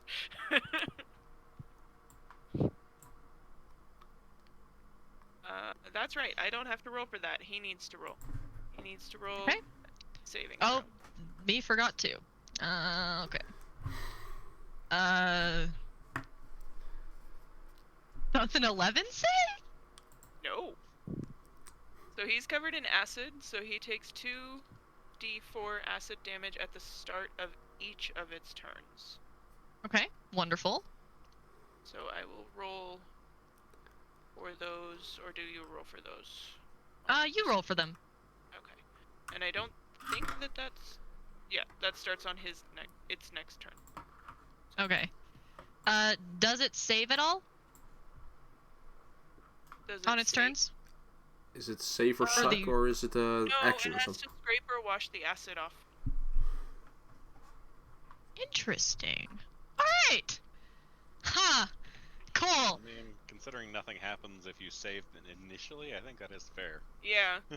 Oh no, no, All I'm or sorry. This is one of those moments where I'm thinking in the back of my head like, huh, interesting. Okay. So I Well, roll start of its turn. go for it, because it is now, unless Glora's gonna do anything, it is gonna be its turn. No, Glor's gonna stay away from the acid. That makes a lot of sense, my dude. Thanks. We are going to start with... Yeah. Spend an action to clean the Wait. acid. Wait, is that 4 or 1? 3. 3 damage. The acid burns into the rabbit's fur, indeed, proving to be very hurtful, as with some other attacks. And it is going to sort of briefly... Give me a second, I'm thinking. It is going to sort of like spin in a circle, trying to get the acid off. And like I don't know how to explain it, but like it like is trying to essentially get away from it, like dodge the acid in its own square. And after realizing that that doesn't seem to be working, it is actually going to run. It is going to...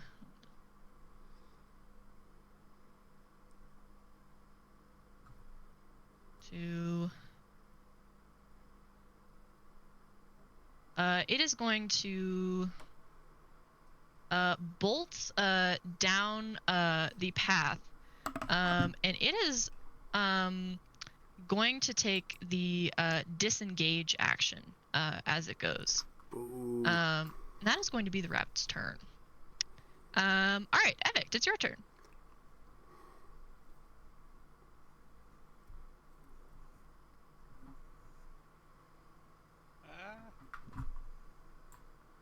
Seems to be running, so I'm going to move up a little bit. Okay. And I think I will not risk getting too close, just in case, and just use my own Eldritch Blast. Awesome. And miss with a 15. Understandable. All right, is that your turn?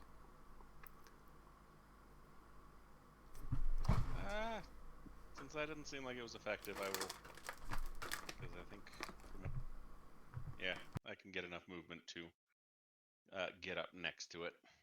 Okay. So I get an opportunity attack if it tries running without disengaging. Slow it up a bit. Okay. Awesome. All right. It is Rap and Lacey's turn. All right. Actually, how far am I?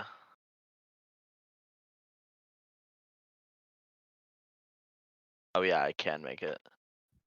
You know what? So he's going to with the very reluctant look in his eye, Rap is going to kind of clench down his teeth as fangs start to kind of come in, and feathers are going to sprout from his elbows and around his crest of his head as he shifts, Okay. becoming much more bestial and more bird-like, and the what you might have assumed the like feather-like cape on his back starts to flutter as small kind of juvenile wings flutter into action. So he shifts, he gets like a +10 to his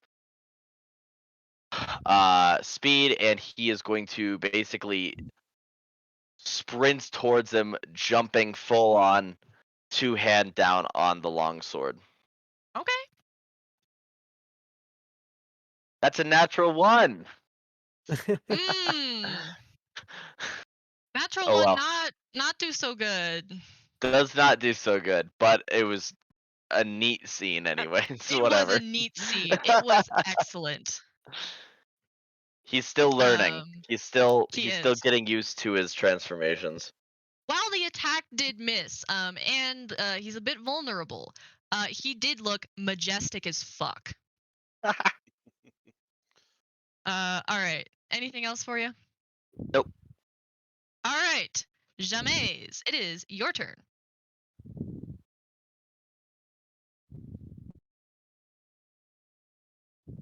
Wait, did you say James. James?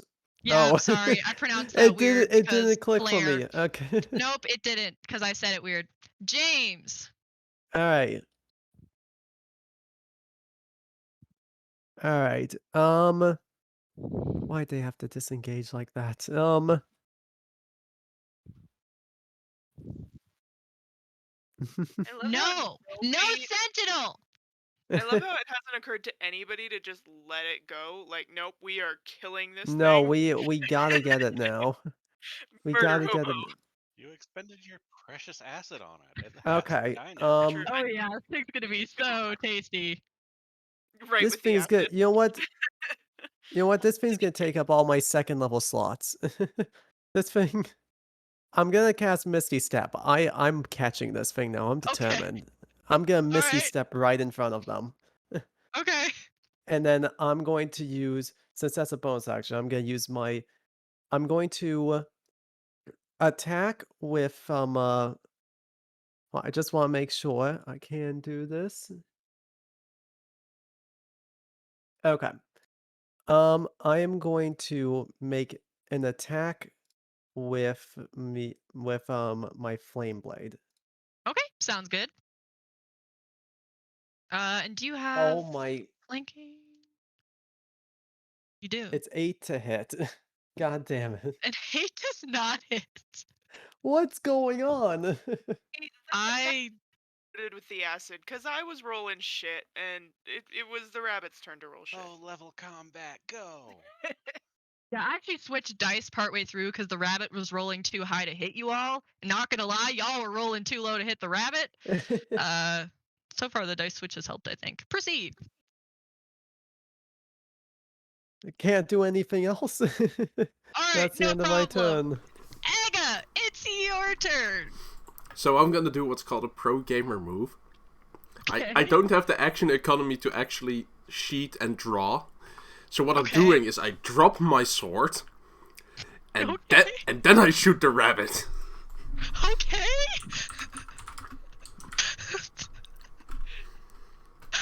Okay, bud.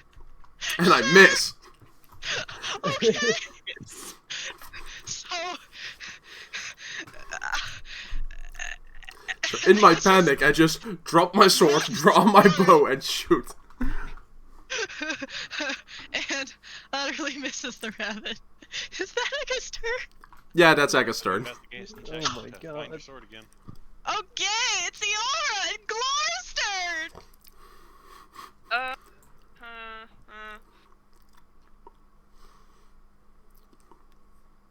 Glor is gonna run. I need distance. Thank you. Whoever did that, thank you. Glor's gonna run over here. And Eora's gonna run also over here. And I think that makes me close enough for...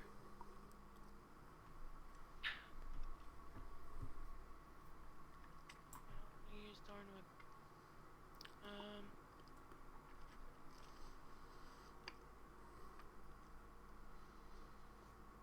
Yeah, sure, why not? Thorn Whip. Okay. Yeah, we're gonna try Thorn Whip. Oh, and it takes more damage. Nope, that's after this. Never mind. Yeah.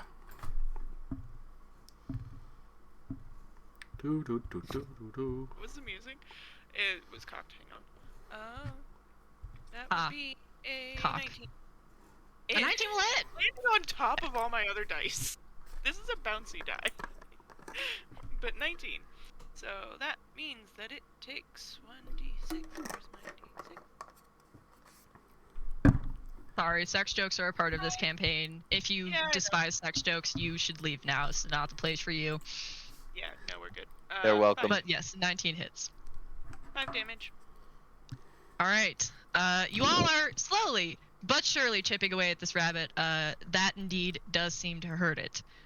And it recoils, growling once again. Is that your turn? It pulled 10 feet Oh, closer it's pulled. I forgot about that. Okay, so it's pulled. Is it Okay, back so to I'm gonna full or say is it it'll get pulled there. And if it gets Alright. pulled within Glor's range, it is. Glor's gonna attack too. Go for it. That would be a... Gosh darn it, what was his attack? Oh, his attack is my attack. 21. 21 will hit. You stupid. I'm kidding, you're not stupid. That's a reference. Don't ignore it. Pay no mind. That's a reference I don't get, but... That's That was fine. instinctual. Proficiency bonus is 3 right now? 2? 2. 2, thank you. So it will take an additional 5 damage from Glor. Excellent. Both Glor's teeth and it was a thorn whip, right? Yeah. And the thorn whip, you drag it into range, and Glor chomps down. It is a chomp, right? Or is it a claw? You said it was a claw. Glor Doesn't hits really rabbit. say. It does damage. It does damage, yes. it does damage. For flavor, I want to say bite, but it has one attack. It doesn't. Okay. It is now the Doesn't rabbit's specify turn. I believe it did not save last round, so deal ya damage. It's not a save, it's a action It's not a to save. remove it. Oh no, that's right. That's what's up with the acid. That's right. It was too stupid to figure it out. Takes another Fucking 4. shit. Alright, another 4. While it is not dead yet, the rabbit is indeed growing closer to death. Its breasts at this point are very ragged, and you can see its legs trembling. No worries, Jake. Alright. However, the rabbit at this point, somewhat cornered. That's just Jacob. He's switching. He texted me about it. Is going to whip around and once again try to bite at. Actually, no, this is Rap. It's actually going to try and bite Rap. Okay. Will a 16 hit Rap? Sure will. Okay. Oh no, but it did need to save for Ray of Enfeeblement. I had to do that. Does a 12 save? No. Excellent. It's Well, 13. it is still affected with the enfeeblement. So it is going to do a super mighty 4 damage, but Rap is going to have to make me a Constitution saving throw. Okay. 4 piercing, by the way. Got it. If it matters. Definitely failing.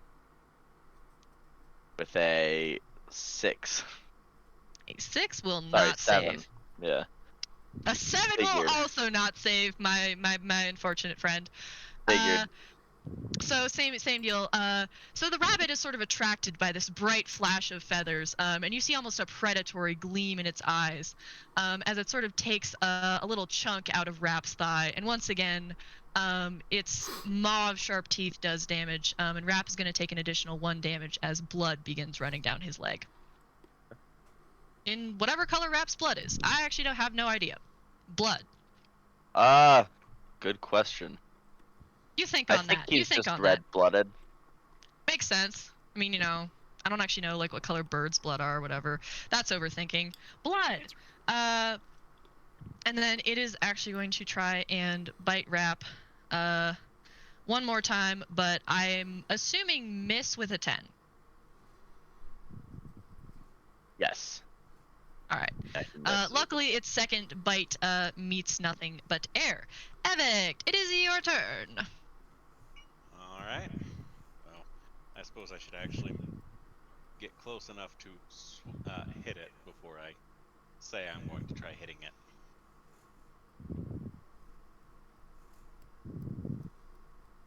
And with another 15, I don't believe I do. You don't. I will say, for flanking purposes, if you have movement and want to move here, you would get flanking with Glore. For flanking, you just have to be able to draw essentially like a line through it, like that. Can I move and? I will let you retroactively do that because like it's the flanking is more of a homebrew thing, I know, so you can get used to it. All right. Well then, aha! This 15 works then. Thank you. Yeah, the 15 do be hitting. Thank you, very generous voice in the sky. Well. Hey, there we go. That's actual damage. 13 points of damage. Nice. 13 points of damage, and is that regular? What kind of damage is that? It is slashing damage, non-magical. All right. Your attack does indeed smack into the rabbit, and it does indeed be on one of its last 4 legs. All right. Is that your turn? Yes. That will be all that I can do. Rappin' Lacey, it's your turn. That kind of predatory kind of standoff that we both had is going to kind of kick in more of his predatory instincts, and he's going to swipe down again. Just full melee. 17 to hit. A 17 will hit. Awesome. Where's my D8? There it is. That is... Oh goodness, how much? 8 slashing damage. 8 slashing damage. Yes. Alright, I need to ask you a question. Yeah. How do you want to do this? He is going to slash down and try to basically cut a leg off of it, that it can, like, it's not as quick and not as squirmy or whatever, and then taking a sharp feather, he's just gonna into its head. Like, awesome. The rabbit was sort of a final gurgled, I can pronounce that word, gurgled snarl, collapses to the ground, leg severed, head impaled. And you all have indeed defeated the killer rabbit. Congratulations! I'm gonna pick up my sword that should be at my feet. As he starts to, like, as he's breathing heavy and he's starting to calm down, the feathers are gonna kind of retract back into him, and he's gonna resume a normal, appearance. Okay, so... Sounds good. This seems to be the druid. You all are victorious. The rabbit lies dead. I will say as a DM, sorry that took so long. In my defense, I say this lovingly, I did think that my party of at least half to full casters dealt magic damage. This turned out to not be true. So we have learned today that the party does not deal magic damage. So, listen, also, I have one ranged magic spell, and it still technically doesn't deal magic damage. Same.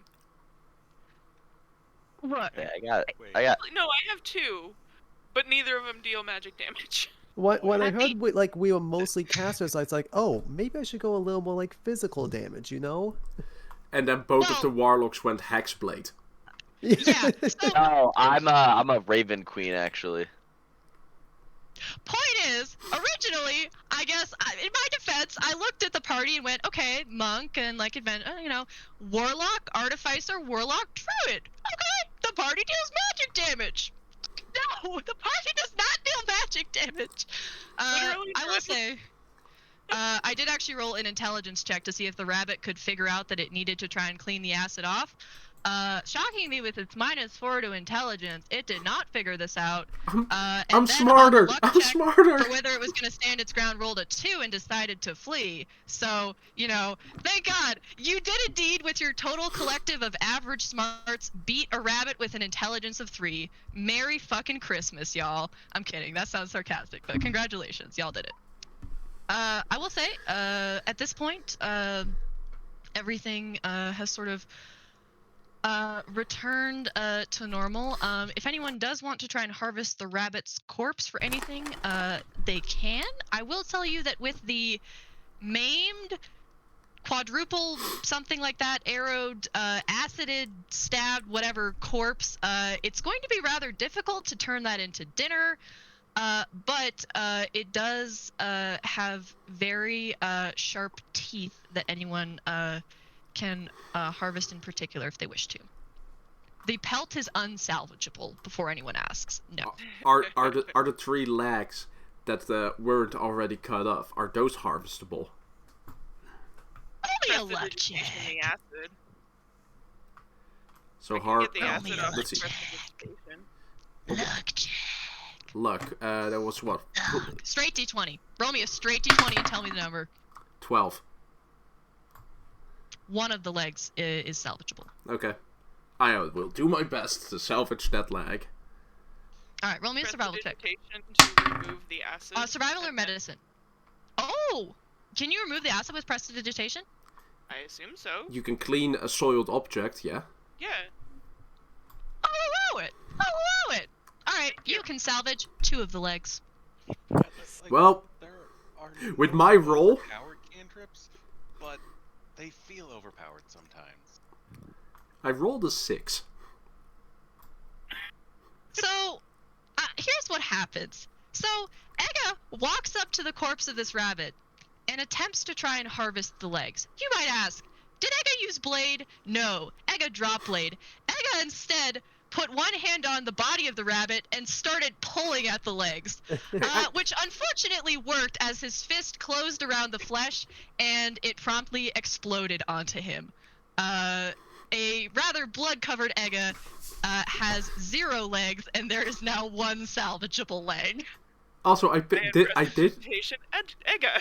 I did pick up my I did pick up my sword, but I'll go with I'll just use my hands to rip the leg off and crush it. I mean, unless you disagree, sounded pretty Ega to me, fam. To be fair, that does sound like Aga. I'm gonna have Glor do one of his repair actions, so he can Okay, heal sounds up a great. bit. Sounds great. I am going to add that Um, crushed rabbit leg to my inventory, though. So, you can add bone shards and, like, flesh mush to your inventory. You cannot add a rabbit leg. Sorry, Fair. that was kind of gross. I No, that- forget. that- Was that- there, like, was that's anyone what- super queasy in this group? Or was that the other group? That's why I said crushed. Okay. Okay. Yes. Sorry. Sometimes I do have to keep my things straight a little bit, so just roll with me, and if I ever say something really gory and no one likes it, I apologize. Back up to full health. Alright. I will say, is there anything else you would like to do here with the rabbit corpse? Otherwise? I mean, We'll, I'll look around and, see. Anyone need a little healing? We good? I mean, a little bit, but I'm probably fine. I am fine, thank you. I'm fine. Shot it a lot. I'm still fine. I'm still fine. So, Alright. I will me say want- after me want that rabbit leg. stunning performance, I'm going to kind of like baffled stare at my sword and kind of take a few practice swings to make sure I still remember what I'm doing. Like just Fair. and then just kind of shrug, and as I I don't actually sheath the sword, I just kind of let it go and it disappears in a plume of mist that hits the ground and just kind of disperses? Oh, I will say, I'm not really gonna like More like bother shit. to make you roll for it because you could succeed or someone could just do a medicine check or heal you magically. But Rap will have to spend a moment to wrap up his bleeding, gaping flesh wound from the Cure wounds. On rabbit. him. Okay, sounds good. That works quite well. All right. That's what I was wondering. Like, wait, didn't he have like a gaping wound? Yeah. Yes, that's called I forgot and then remembered. Perks, really not perks of ADHD DM is I will sometimes forget things and let it slide, and you can just roll with it and let me forget. Unperks of ADHD DM is me not remembering shit. But Are you It's not the your rabbit- cure woundings on me? I cure wounded you for 5. Sorry. 5. Crap. Thank you. Back up to full. So Hey, if no one's going to interrupt me, I'm going to try again on the other leg. for it, buddy. Okay, that's a 19. Enter. Okay. With a 19, Ega presumably has learned his lesson. Maybe stares down at what happened to the other leg, and may use a blade or, a small knife or something to sever the other leg, which comes off cleanly, and counts as a ration. Oh, I was gonna. Or you can keep it for luck or whatever. Yeah, I was gonna use it as a lucky thing. Oh yeah, you can use it as a luck thing. As that's happening, can I send Lacey out in kind of just like a spiral? Is there anything else rustling in the bushes right now? Roll me an investigation or perception check, but then I'll let you know. For Lacey. Oh shoot, I gotta pull up the stat block. I wish they would make familiar stat sheets a little bit easier to access. I really feel that. Alright. It be like it do. Steel Defender is just as Ooh. That's pretty good. That's a 22. Yeah, there's really nothing in the immediate radius. The forest seems quite calm. In fact, with such a good roll, Lacey might actually report back that the forest is actually quite devoid of life around them. Like it's very calm. There's actually like nothing really living around them. Lacey, or rather someone else, could probably guess that might have something to do with the carnivorous man-eating rabbit that just came out of the bushes. Sure. And then she just kind of comes back to me, and as she kind of goes back on my shoulder, those who are paying attention to me to Rap, his eyes kind of stop glazing over a little bit, as he can see through Lacey. I did forget Excellent. to mention when I got up and came out of my cabin this morning, my hair has gotten bright red and like crazy curly like mine is, as opposed to the kind of wavy coppery color that it was yesterday, and my eyes are like a liquid gold now. And nobody has heard me introduce myself. So, yeah, that's the only difference. All right. Well, thank you very Oh, much. my skin is darker too. Okay. So, from here, what do you all do? I assume you continue on. All right. Excellent. So, Yeah. the remainder of your travels on the way to Ancaster are relatively uneventful. They take you another probably a couple of hours. From here, it's probably another about an hour to the outskirts of town. And this is sort of I don't have a picture of Ancaster, so as I'm describing this as you all travel, if someone is like, holy shit, I need a picture, just like let me know, I'll draw one real quick. So you all are essentially coming from the west. I will do that every time I'm terrible with directions, and if I say a direction that doesn't make sense, it's because I'm terrible with directions, so just correct me. Y'all came from the west, so y'all are moving east, and sort of outside the walls of Ancaster, you move through essentially like medieval suburbs. There's some residential areas, some sort of farm type things, and as you get closer, it gets more and more building-y. Before you approach the walls of Ancaster. And this picture doesn't show the walls, but I will post a picture. This is sort of like from inside the walls. Ancaster sort of slopes up to this castle at the top of the hill. So yeah, as you all approach, you essentially would see a relatively tall, maybe like 15, 20 foot tall wall, probably like 20 foot wall, surrounding the city. You know, you see sort of this hill in the distance with it sloping up to the castle. And at this moment, y'all are able to enter the gates. There's guards at the gates, but they don't really they don't even talk to you. Like, you might notice that sort of as you get closer to these gates, like you're definitely not the only person moving into the city, especially at this time. Y'all probably would have gotten to like arrived. I want to say you left around like the afternoon, so y'all would have probably arrived like around midday in the port city. So it's getting into like late afternoon, probably about like 4 p.m. I'll say. And so you're definitely not the only person moving into the city. So the guards sort of once over anyone who has like a cart or a wagon or something like that.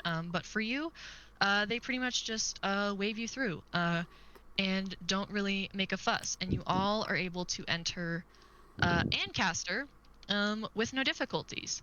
I will say, the first thing that all of you, I won't make you even roll a check for this, would notice about Ancaster is that it is absolutely huge. Like, this is an enormous city. The section that you're seeing is probably like maybe not even a tenth of the total city. Like, Ancaster is huge.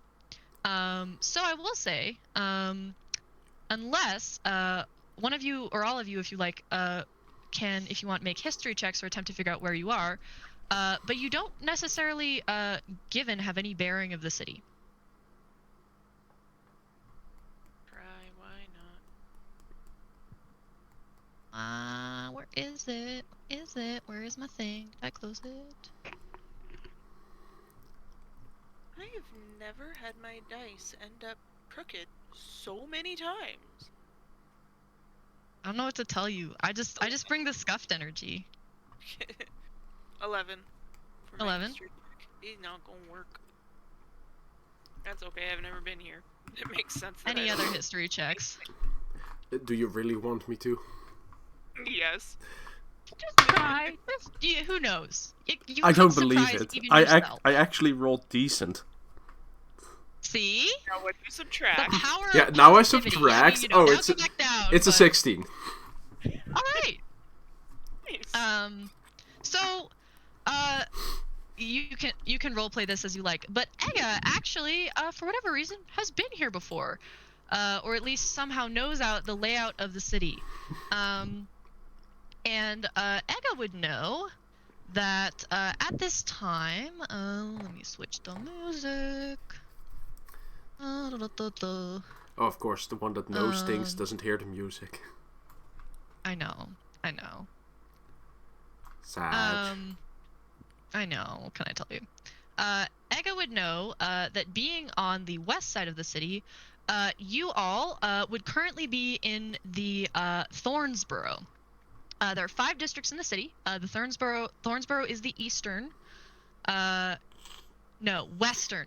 West. What? Oh my gosh. West is on the left. West. You came from this way. You here now. This west. I literally mixed it up in my notes. This is how bad I am with directions. East and west is like my fucking Achilles heel. The western Thornsboro, sort of a little bit of the seedier area of town, some residential stuff, lots of taverns. There is the central, it's technically a district, but really it's just the central castle, the Bright Castle, named after the Brightlands family. There is the southern district of Hazel Hall, which is where the universities are. I won't even give you any more information because you would have never gone there probably. No offense. Full offense. And there would be the northern district of Newchester, which is sort of the merchant district where you go if you want to buy shit. And then the district to the east, that way, would be the Smithsfield, which Ancaster, everyone would sort of be able to know this, that one of the things that Wisteron is famous for is its abundance of skilled tradespeople, and so that's sort of almost like a manufacturing district, but not in like the modern sense, like sort of like where like a lot of the tradespeople work and would go to sell their goods in the merchant district. It's a lot of detail. Point is, there's districts. North is the buy shit, west is the CD and bars, middle is castle, south is university, and west is people making shit. Simple enough. Okay. So, Huh. how does he want to convey this information to the party? If he does. Oh no. Hopefully he does. Oh no. We at bad side. East and north. Those two are good. This is the bad place. Too many creepy people.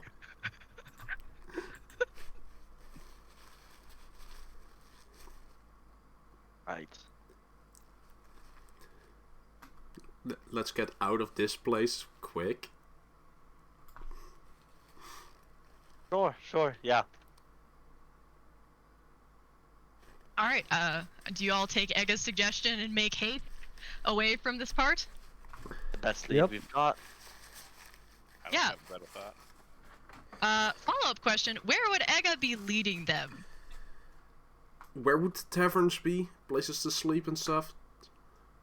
Would this be more on the north side or more to the west side? Or east side? Currently where you are, there are some of those places. They're...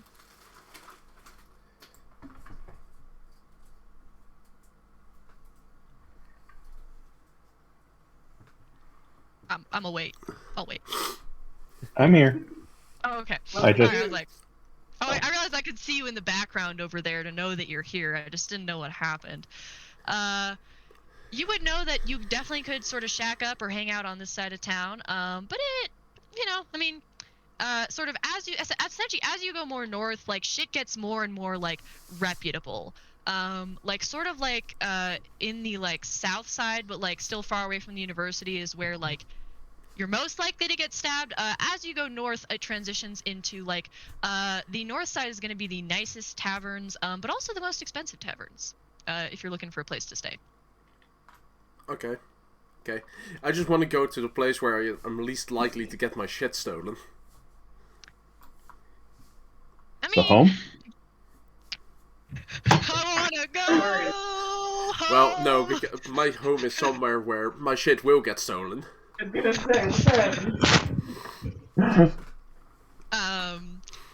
Alright, so, yeah, you would probably, I mean, technically you might know that the most secure place, like, would probably be the middle, but you also would probably know, if you know this area, that the Bright Castle is not really, like, an area you can, like, just walk into, like, hey, buddy, how's it going? So, you may start leading them, towards the north side. However, as you walk, so you would essentially, if you're sort of on the main street, coming through the city this way, horizontally, east-west, west-east, you would essentially sort of go more northwards. But as you go through one of these side streets, which if your character would avoid side streets, it's not really avoidable. So one of the larger side streets, you actually get sort of like not stopped, but like when people try to sell you like perfume, like they like all but essentially accost you. Like it's like physically stopping you, but without all of the violence. It's like an emotional stop where they like walk out in front of you like this, and you're like, No. It's the physically stopping without physically stopping you from their side. I'm going to physically go through them if need be. yeah, it's like when your dog gets loose and you're trying to keep your dog from running down the street, but you can't grab them just yet, and you're sort of just like trying to be like, hey, buddy.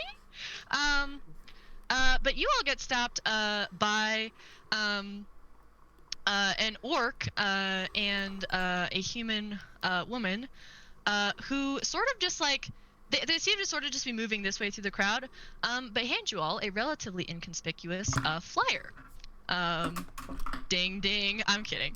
But on this flyer, you see some sort of like sigil that sort of looks like a brown like clenched like fist. Like it sort of just looks like not like, how do I say this? Not in like it does not look like the Black Lives Matter symbol. It's sort of like a fight. I don't know how to explain it. Like a fighting fist. It's more like this way.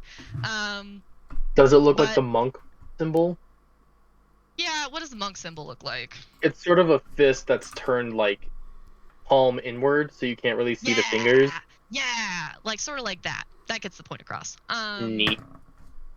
And below this sigil, you see only the words essentially like, tonight, 6 p.m., grand prize, 25 gold pieces. And it does have sort of, if you turn it over, sort of a crude map on the back. It's not actually like, it's sort of like labeled with like, how do I explain this? It's not like a Google Maps. Like it's not like super clearly labeled with like, oh, this is this street. It's almost just sort of like a section of the town with like a couple sort of like markings on it, essentially. So they sort basically- of press this flyer into Egga's hands and then keep moving back through the crowd. They would also probably press one into the hands of whoever's near the back. Possibly, I'm guessing, like James or someone, or Evect. I'll take one. Okay. Haha, I can't read.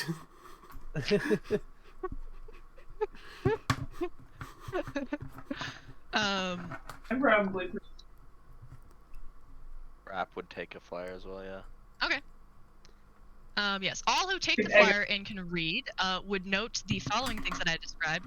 Egga would see fist, squiggles, and then on the back, different lines with squares and weird things.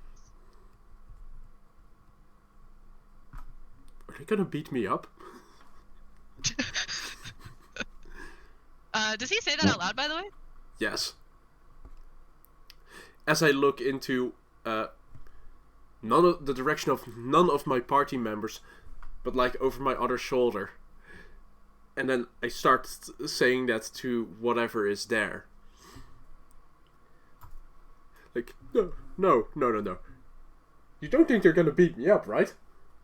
Like, they're giving me even directions to, I think, it's boxes, and fists. No, they're gonna beat me up. I'm sure of it. He does I'm indeed looking over appear the to be talking to no one in particular. Because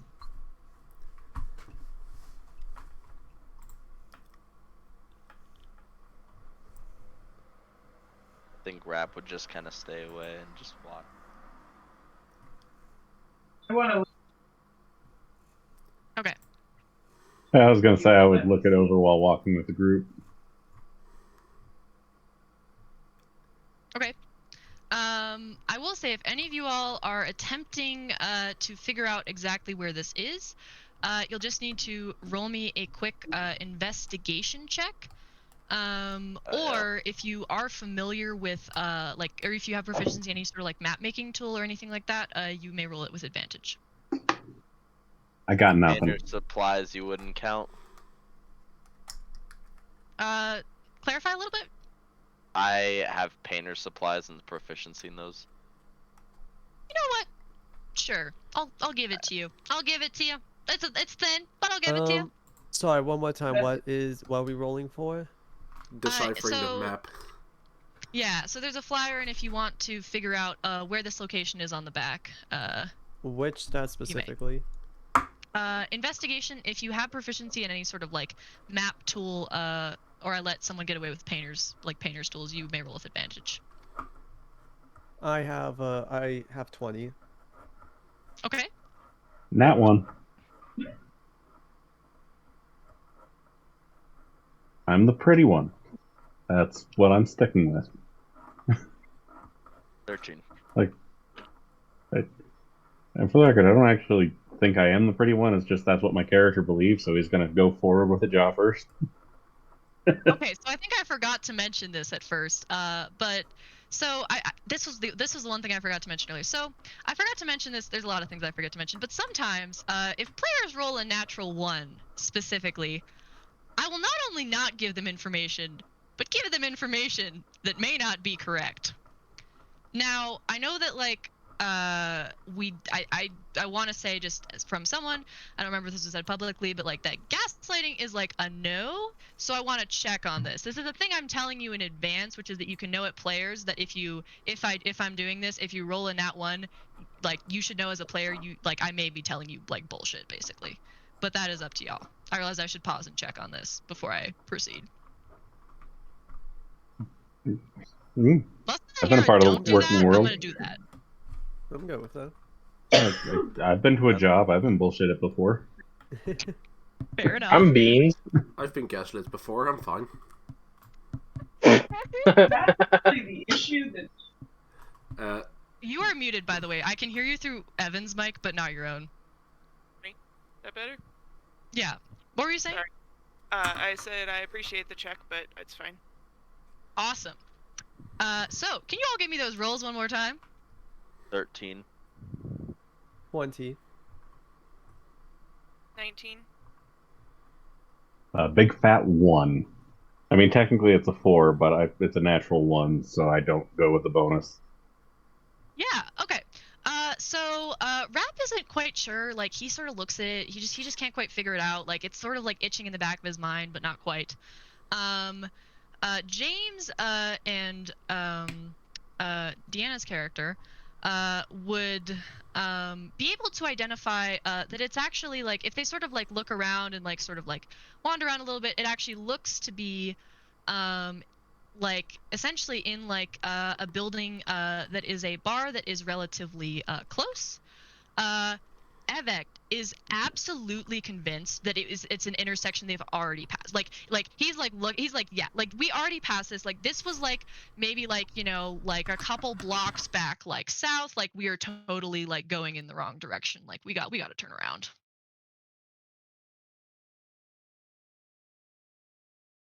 So there's characters staring at maps.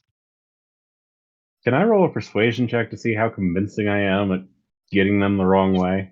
You know, please do. Please do. This, Is it an opposed persuasion check, or how do we? If you're going to both try and convince, then yes. But also, No, He's I am going to make convince you. the player, though. well, no, So, I'm just trying to see how, like, you guys can take it however you want, but fair enough. In that case, it's not opposed. I am not. So I did better than the last roll with a 2. So that with my persuasion gets it all the way up to, I believe, a 7. So what does Evek say to the rest of the party? Well, I will say, whenever you're trying to like roll to persuade, I will always make you say what you're going to say. I will say, if you say it up front, sometimes if it's really good, I'll give you advantage just for future reference. I should have done that, but you already rolled. I saw it's. There was the pit. It was right in that last intersection. We need to go there now. Nah, it's right there. It's over this way.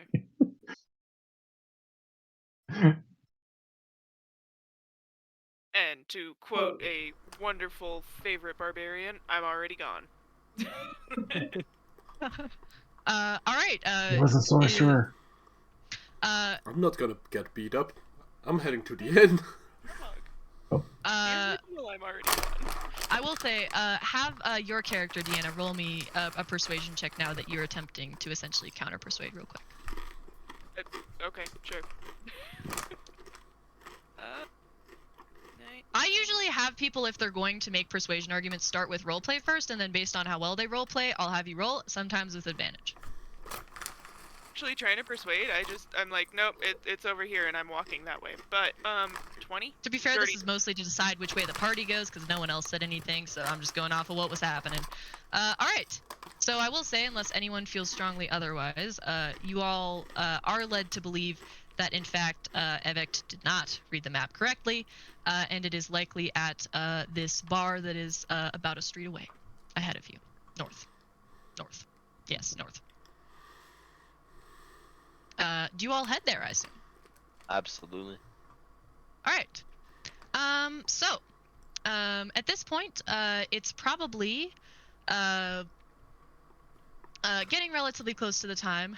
And so the bar itself is called, what was it called? Let me find the name. Let me find the name. Where is the name? Why do I not have the name? I have to find where I put the name. Hold on. I actually have a name. This isn't even me bullshitting.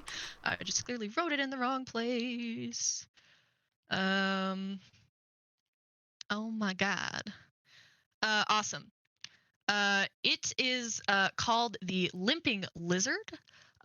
You, in fact, on the sign see a little icon of a lizard with an eye patch and a wooden leg. It's definitely still in the Thorns Burrow, or for those of you who don't know what the fuck that is, because you don't know, you all would have been able to notice that this side of town definitely seems kind of seedy. For example, like, you know, the flower that you got handed was definitely not like a, you know, yes, come to this big official event, absolutely sanctioned by the city with this official seal. And so the limping lizard is a little bit ramshackle and, as the kids say, sussy in its own way. As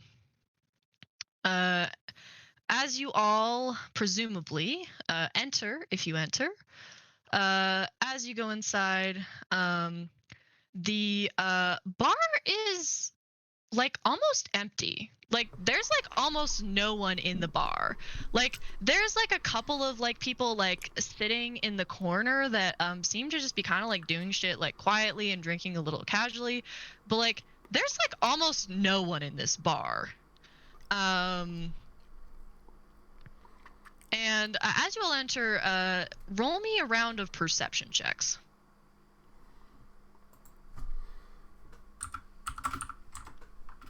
21. 17. 21? 17?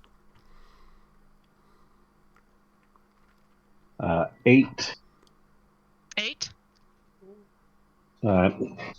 Deanna's getting food. Let me see if she wants me to roll for her.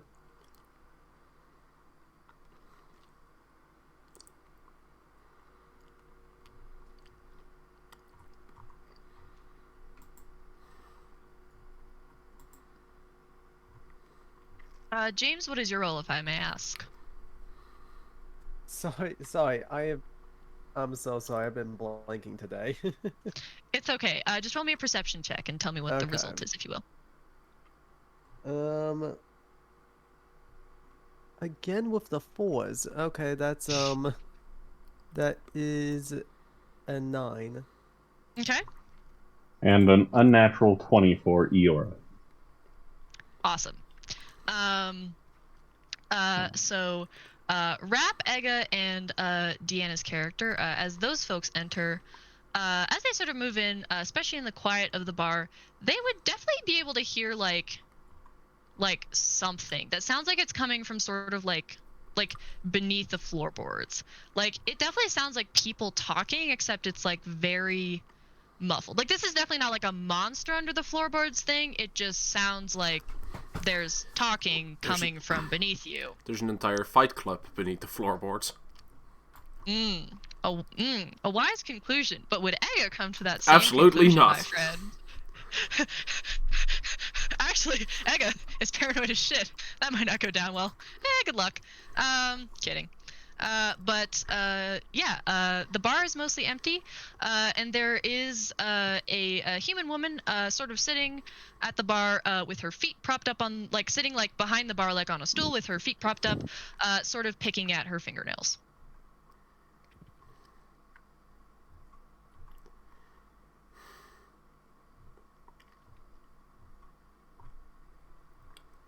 As your characters stand there and stare at her, she sort of like looks up and like looks at you all like, "Can I help ya?" Are you all open? Aye, we are open for business. He's gonna Rep's gonna walk up to the bar or whatever. He's like gonna lean in. I've never ordered a drink before. Just get me something so I look cool in front of these people. She sort of like almost like stifles a chuckle for a moment, but then sort of like nods back and sort of just gives you like the wink, not like the sexy wink, but like I gotcha, Sure. like I gotcha, like casual, like flippant wink. I'm also terrible at winking IRL, so I have to explain what all my winks mean because half the time I blink anyway, as a DM. So she sort of throws you a wink and then shouts over her shoulder, "That's gonna be a gold piece, lad," as she pulls you some sort of dark and foamy ale from one of the kegs behind the bar. I give her a gold piece. That better be a hell of an ale for a gold piece. If you are if you're confused about the prices, anyone who is confused about the prices can roll me an intelligence check. Yeah, here goes nothing. A 15. Aga would know that big city mean expensive. For example, IRL. You ever been to San Francisco, kids? The answer is if you don't like spending $70 on groceries, don't go. Suffice it to say, for Aga, big city, things much money, too much money, city big, money. She would the barkeep turns around and sort of sets the ale down in front of Rap before like eyeing you all for a moment. She's sort of like, oh, go ahead. Evect is going to saunter up to the bar and very confidently put the flyer, just kind of bop it down. So my friends are wanting to find this place, and they think it's here, but I know it's. So can you tell me that it's back back in the city and I'll describe the intersection I wanted it to be at.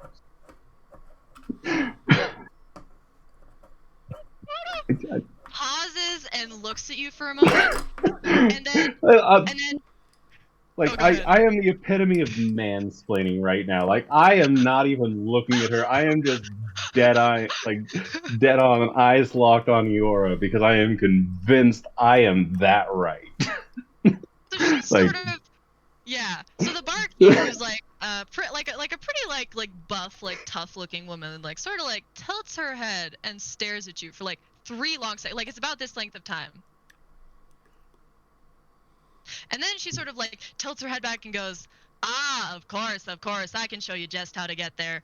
She takes the flyer, tosses it into a fireplace that is sort of semi behind the bar, and then begins walking towards essentially like the bar is in this back corner of the room, it's goes all the way around, and she starts walking towards one end of it, and will flip up the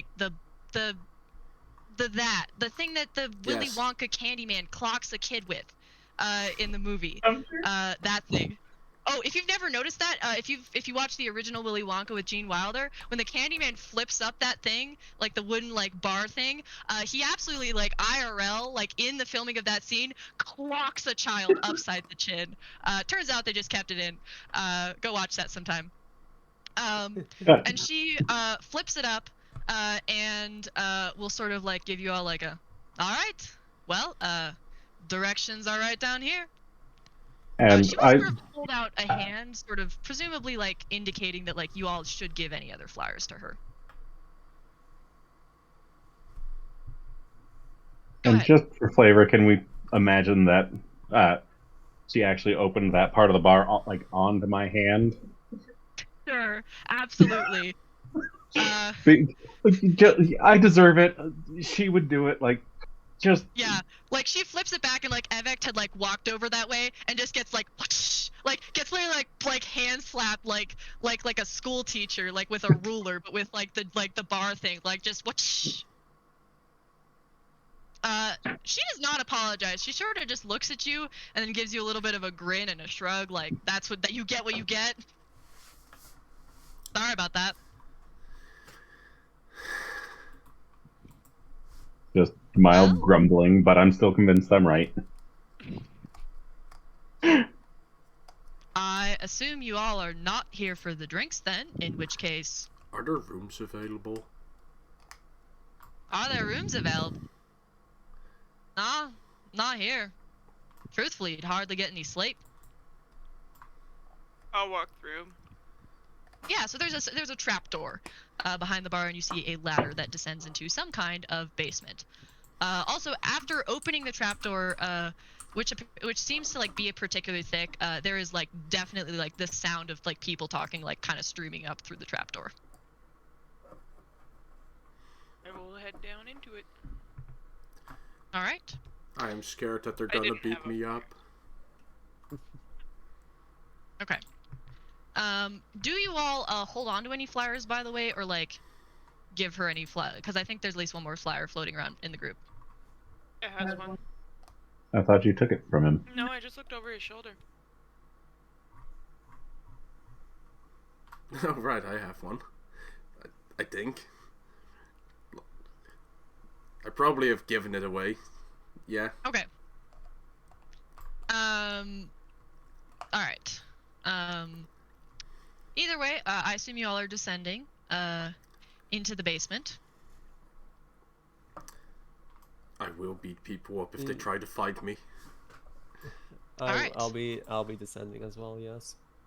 Awesome. Massaging my sore hand, very pointedly staring at my toes. I'll turn to Ega. And I think they only beat you up if you pay for a chance to go into the ring.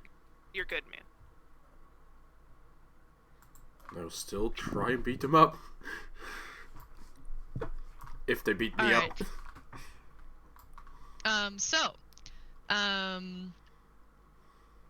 As you all descend, you descend into the sound of people talking and cheering quite loudly, and you would see a sight something along the lines of the following.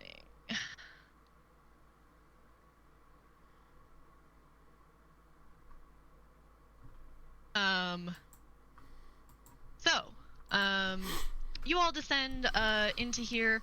I will say, as with the Limping Lizard and the rest of this area, you definitely note that there's a little bit of a seedy ambiance. This is definitely no highbrow fight. That took a couple tries. Fight club, and you know it has all of the charm of an underground illegal fight club, including aggressive cheering, people throwing shit into the ring, betting in the corner, and a mildly aggressive stench of body odor, most unfortunately. Mildly aggressive. That's a little bit of a contradiction. You get the point. It's not overpowering, but it's there. It's there. And so as you sort of climb down this ladder, you sort of take in, there's a separate bar in the basement. This one appears to be bustling, although it's like smaller. You can tell that like they don't like store everything behind there, but like there's a little corner bar, and then there appears to be betting based on the people shoving money into the people behind the bar's face. It's clearly some kind of betting. And as you descend in the ring, you see sort of like a tall, like really beefy tiefling with a braided mohawk deliver a swift left hook to a Goliath who drops to the floor, clearly unconscious. The announcer, who is a goblin that's sort of like standing on like sort of a perch like above this like sort of like crude like fenced pit, like essentially like holds up his goblin-y fingers and shouts, 5, 4, 3, 2, 1. That is all. And the ring explodes with cheers. And the goblin sort of like has to reach down since he's on this pedestal, but pumps the tiefling's fist in the air and calls out, "And the grinning bedlam wins again! Those of you who bet on him this round can collect your prizes. Any other contenders must come up in the next half hour. Pay 1 gold for the chance to win 25 gold. Beat the grinning bedlam, or get beat into a pulp." At these words, the crowd cheers, and the tiefling gives sort of like a really like wide grin with like big fangs. And he has purple eyes that definitely are glowing with a little bit of swagger. After that, the cheering does calm down, and the announcer sort of returns to his perch while the tiefling leans against the wall of the ring and probably drinks some water or booze or something like that. Booze. Lots of booze. The answer is booze. All the booze. Yeah. I'll head over to the bar and order an ale. Ale? Awesome. It is also a gold piece, and they offer you 2 varieties, Dragon's Breath, or what's termed as Cedrine Swamp. I'll kind of grin and let's try that Dragon's Breath. They nod, and they pour you a pretty light ale. It's pleasant and almost citrusy. Don't ask if that's how ale actually works. It does. It does now. What are the rest of you gonna do? Which can also include, you know, the tiefling, who's totally not Jacob's character. Well, for starters, the tiefling is going to finish his ale, set it down, and then begin patching up his split lip, because that fucking hurts.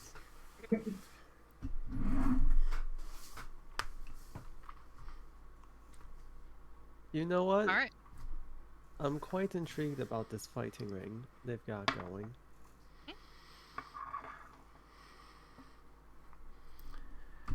Yeah, Rap's enamored. He's just kind of looking around the whole area. He's definitely got the ale that he got upstairs, and he's holding it like a sippy cup, like a bowl of soup or something. He doesn't know how to handle himself. He's just kind of stumbling around, looking at everything.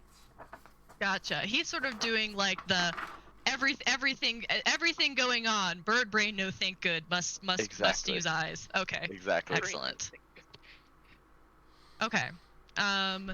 So you said James is intrigued. Is James going to like approach the ring? Probably approach the ring at first. Check out the competition. All right. Are you trying to do this stealthily, or are you sort of like gonna walk up and sort of like check out? As openly as possible. All right. Jacob's character. You see an individual walk up to you. Kira, why don't you describe your character? And Jacob, why don't you give a full description of your character? So by James... all means. Oh, who first? Nope, you first. All right. So James is this 6.5 foot tall, a pale greenish yellow sort of gif, very elf looking, looks very worn down, very tired, not quite old, but they look like they've lived a little longer than they look like their body physically looks worn down and old, while they seem very young and spry. And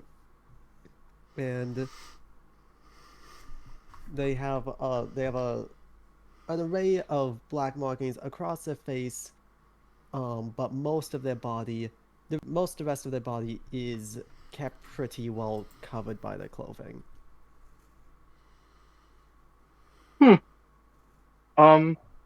Approaching the tiefling, he'd be standing a good 5 inches above you. His skin's kind of golden, not really like a matte kind of color. It's more of a shiny kind of gold. His horns are kind of big and ornate. One of the tips of his horns is kind of split off, and when he turns to look at you, you see that he's got sort of dark scaling around his eyes, and his nose is very broken. Um, he has a few scars on his cheek from just being hit, and he looks very kind of young, but more or less just really enthused to be in a place where he can get hit and hit people back. Did you say 6 feet or 7 feet? Sorry. 6'5" is how big he is. Okay. Okay. Okay. Yeah, did I say 5 feet or did I say 6 feet? My brain is like going You said haywire 6 today. feet. Okay, You said 6 yeah, feet. 6.5 feet. Okay, so you two are actually about the same height, right? Question Yeah. mark? Yeah, more or Okay. less. Roughly, You're about yeah. the same height.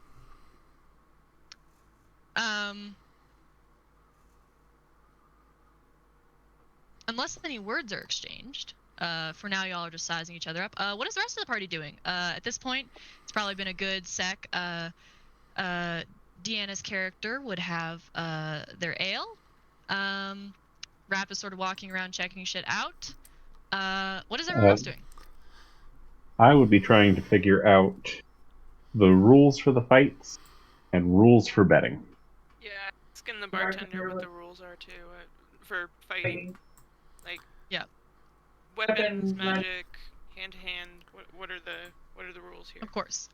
For convenience sake, if it's all right, I'll say that the two of you probably went up to, like, you would be talking perhaps to the same bartender over here, the same shit, simply so I don't have to literally say it twice.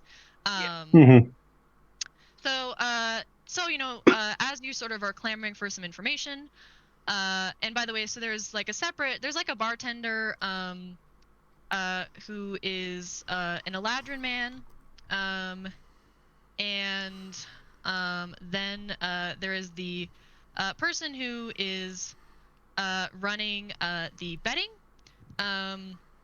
who is I'm trying to think. Oh, dwarf. That's it. You trying to cycle through races? Is a dwarf who sort of gruffly sort of holds up a hand to like stem the flow of questions and then says, "All right, so here's them's the rules. Ye can use no magic, but aside from that, you can also use no weapon. You must use only your fists and your knees and your elbow, and if it's big enough, whatever else you like. Point is, it must be an appendage of your body. Now, it is 1 gold to enter. It is until the other person gets knocked out or surrenders. They must stay down for 5 seconds. If they do not surrender, and if you win, ye become posited as the next champion to take the grand prize of 25 gold pieces. Questions, comments, and concerns? I'm gonna regret this. The betting is pretty simple. Nope. Sorry, I realized I forgot to say the betting rules, which I'll just say, sorry, just because I literally forgot as a person. He explains to you, for the betting, it's pretty simple. You can bet any amount up to 5 gold pieces, and if the person you bet on wins, you get your money back double. If you don't, you don't. Sorry, proceed with what your character was going to do. Pulling out a gold piece and entering into the fight. All right. Yep, I am not a character, but I want to be right now, so. All right. As you give your gold entry fee, the dwarf leans over and asks you, "Do you have a fighting name? What do we call you?" Name's Sruthon. Sruthon! Yeah. The dwarf is going to lean back and absolutely holler. I'm probably going to holler this a little bit, so if you're super sensitive to noise, you know, heads up. "Oi! Next champion! Sruthon!" To the goblin, who sort of just gives like a little like like one of these. And he is going to shout to the bystanders, "Next match starts in 5 minutes. The Grinning Bedlam versus our new contender, Sruthan." The crowd cheers, and the dwarf sort of looks at you and is like, "All right, get ready, say your prayers, and go get in the ring. Good luck." If I have to fight a bear, I'm gonna cry.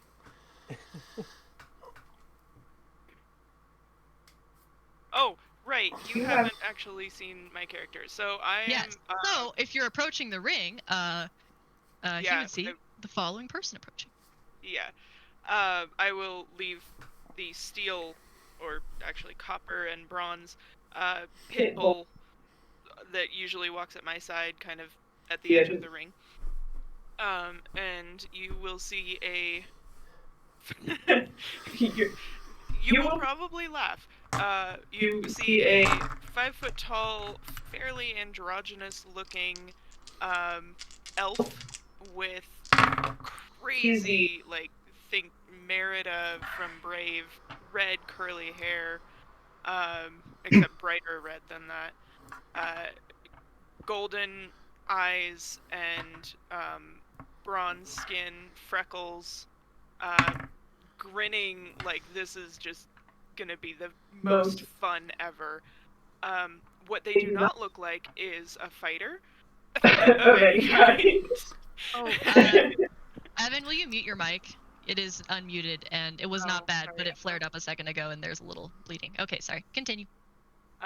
What they do not look like is a fighter of any kind. They are not very well muscled, and they're kind of scrawny and skinny, actually. Yeah. It's gonna be tight. The tiefling watches you with like genuine caution, because he's been fighting for a while, and he knows that the big beefy guys, you know what to expect from them. It's the small wiry ones that you don't know what to expect from, especially if they're getting in the ring.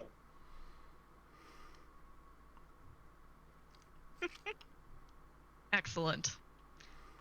So, you sort of would climb into the ring.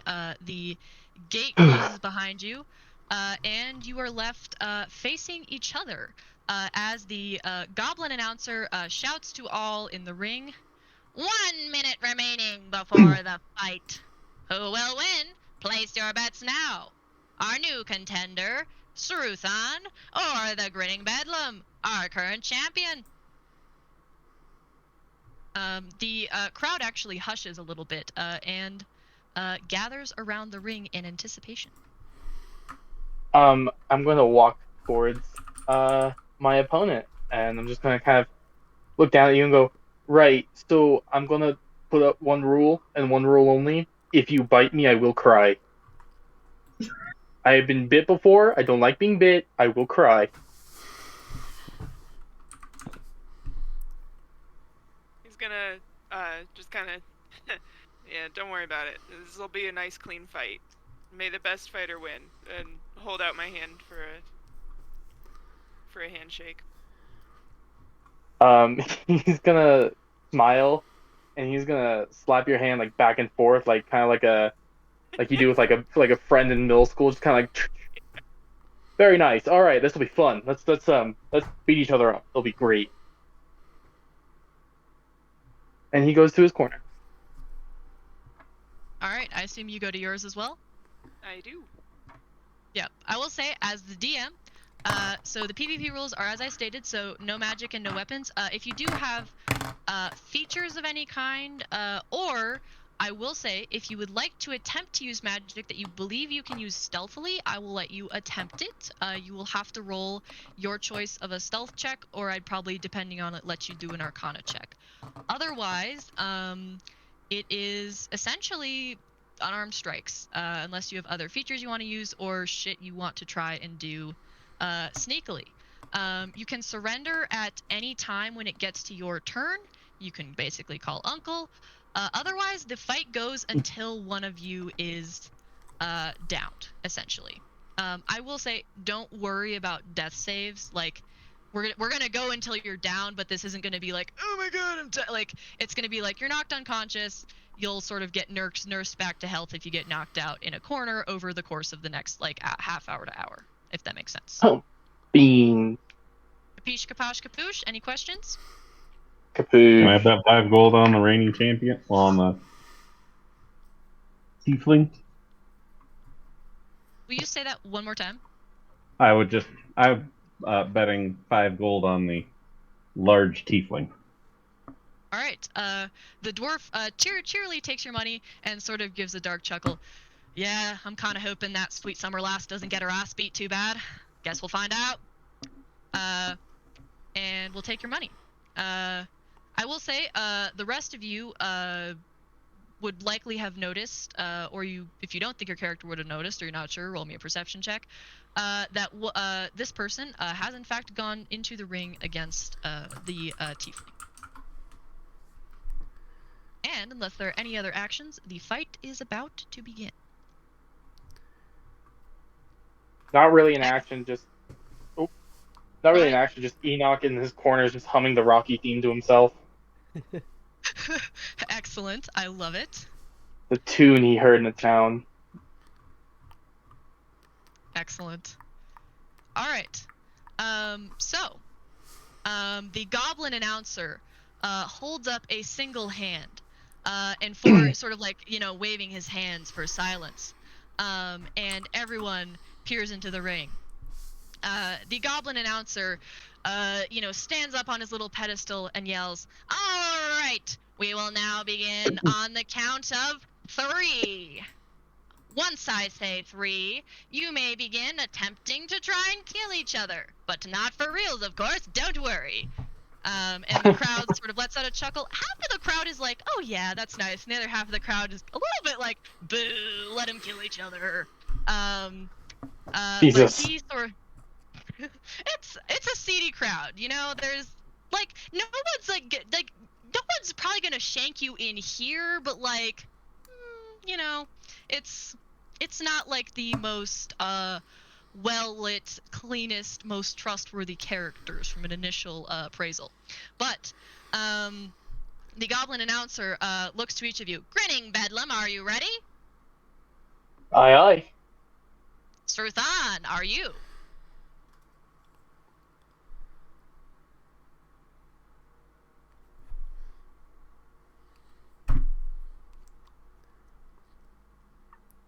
What is going on? Okay. Aye. All right. We will begin on the count of 1, 2, 3. I would like both of you to roll me initiative. Oh jeez. So what you're saying is, I should have That's a joined and beat 12. the shit out of him. Oh my gosh, 12. Oh jeez. How do you discern between who goes first? Is it higher dex for you? Yeah, tiebreakers are usually just it is higher the dex. dex score. Alright. My dex is a +3. Yeah, you go first. All right. Enoch is gonna quickly close the distance between the two of them. And I'm just gonna make it short and simple with an unarmed strike. Does a 16 doesn't a 21 hit? Yeah. Okay. Cool beans. It's not gonna be very much damage. That's gonna be 6 points of damage. Alright. And that'll be all for my turn. All right. The grinning bedlam leaps forward and gets the first blow, and it is now Sruthan's turn. Alright, I'm also just gonna keep it simple. Unarmed strike. All right. Being that I am short, I think I'm 1.5 feet shorter than him, I'm gonna go for, like, kidneys. All right, go for the kidneys. Awesome. Sort of a little side jab. No, I need those for drinking. That would be the liver. I mean, you need the kidneys as well to filter You it. do need the kidneys as well, that's true. Yeah, no, it's a 9. My armor cut. No, I was talking to myself. Sorry, my microphone got up. I'm going to strike again. Those a 15 hit. Yeah. Okie dokie. I'm also then going to use a key point. That's a point of damage. I'm going to use a key point, and I'm going to do flurry of blows. Use 2 strikes. That's another 15, and that one was a 12. 12 damage? No, Or hit? to hit. Yeah, they meets beats, right? They all hit. Okie dokie. And that is 3 more points of damage. Total? Oh wait, no, sorry, 6 points of damage. Okay, cool. I'm already not looking great, but I look like I'm having the time of my life while not looking great, so gotta keep going.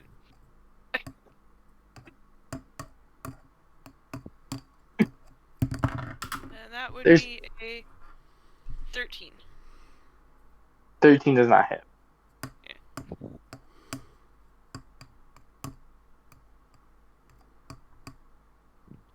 Enoch's gonna kind of step back a little bit, and I'm not gonna strike this turn. I'm just gonna kind of like, you sure you want to keep going with this? Genuinely asking. And that's Everyone, gonna roll be me a my round of action. perception checks real quick. Actually, sorry, I'm gonna interrupt combat. Yeah, roll me a round of perception checks, everybody. Whatever it is, I don't notice it. I got a. Surprise. Hey, my perception is actually a plus. I just rolled a 3.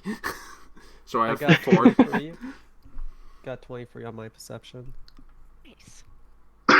13 for myself. Does that include the people fighting for the perception check? Yes, but please, sorry, roll with disadvantage because you're in the middle of a fight. B. And then, sorry, what were the checks that have sounded off so far? 23. Okay, 23. 13. 13. Natural 20. Natural 20. 19. 4. And can I roll for Glore? 10. Oh wait, Yeah, you can roll disadvantage. for Glore. Sorry, I forgot. Glore would not be in combat, so okay. What was your roll, Jacob? 10. I forgot disadvantage. Mine was an 8, and Glore's is going to be 5. Glore is distracted by watching his owner get the shit beat out of him. Okay. So, Rap, James, Evect, and Sruthan. No, I rolled an 8. Oh, you rolled an 8? Never mind, not you. Sorry. Rap, Evect, and James would notice that as they're fighting, like maybe you're standing close to him, or you just sort of spot like just sort of an unusual like looking like momentary like almost like a shadow. Rap is doing something. Like you see him sort of like muttering a little bit and sort of like twitching his fingers, or maybe a shadow fly towards the tiefling, which thankfully the tiefling nor the goblin announcer do not notice, although there are a couple of mutters from the crowd that sound uncertain but sort of suspicious. By the way, how does that work? Is that no? That's save, isn't it? No, it's roll to hit and then they save. Oh, all right. What's the roll to hit? Fuck. That's a 12. Doesn't hit. So, thankfully or Oh, well. unthankfully, after this momentary disruption, nothing appears to happen, putting the crowd at least at ease. I'm gonna have your character, Jacob, roll me a second perception check. Also at disadvantage? No, this one is regular. That is going to be a 16. Someone definitely just tried to do something to you. Like you're probably not sure what, but like you felt like a momentary like chill of some sort. Like you're not sure what's up, but like you definitely get the feel like that did not feel right. That felt like something was happening. Enoch's kind of draconic looking tail was just kind of slowly wagging back and forth during the fight, is kind of like stopped moving. He's now just kind of aware that someone's doing some shady shit. All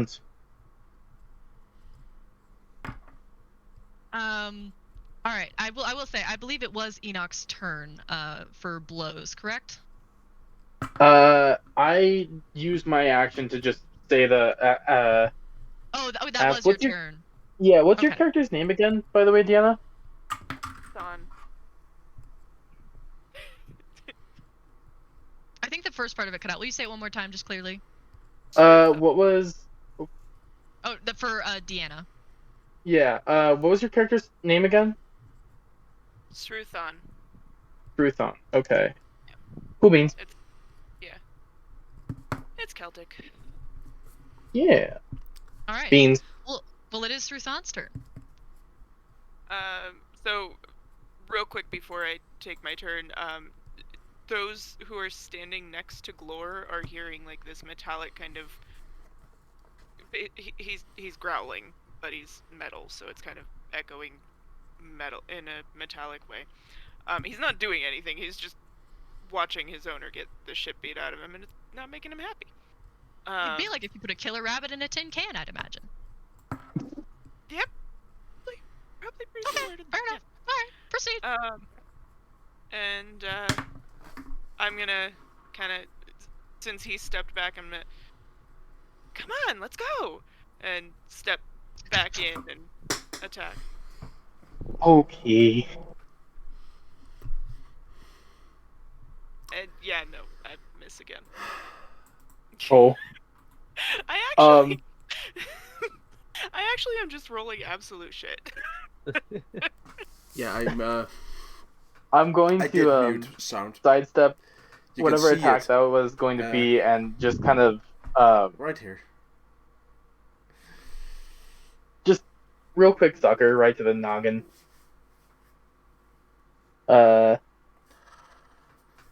I'm really sorry. Does It's a fine. 16 hit? Yeah. Okay. I did this to myself. Don't worry about it. I knew That's- I was gonna lose painfully. Don't worry about it. That's 6 more points of damage. Okay. That'll be Enoch's turn. Is Enoch holding back at this point? Enoch's holding back. I'm not using any more flurry of blows.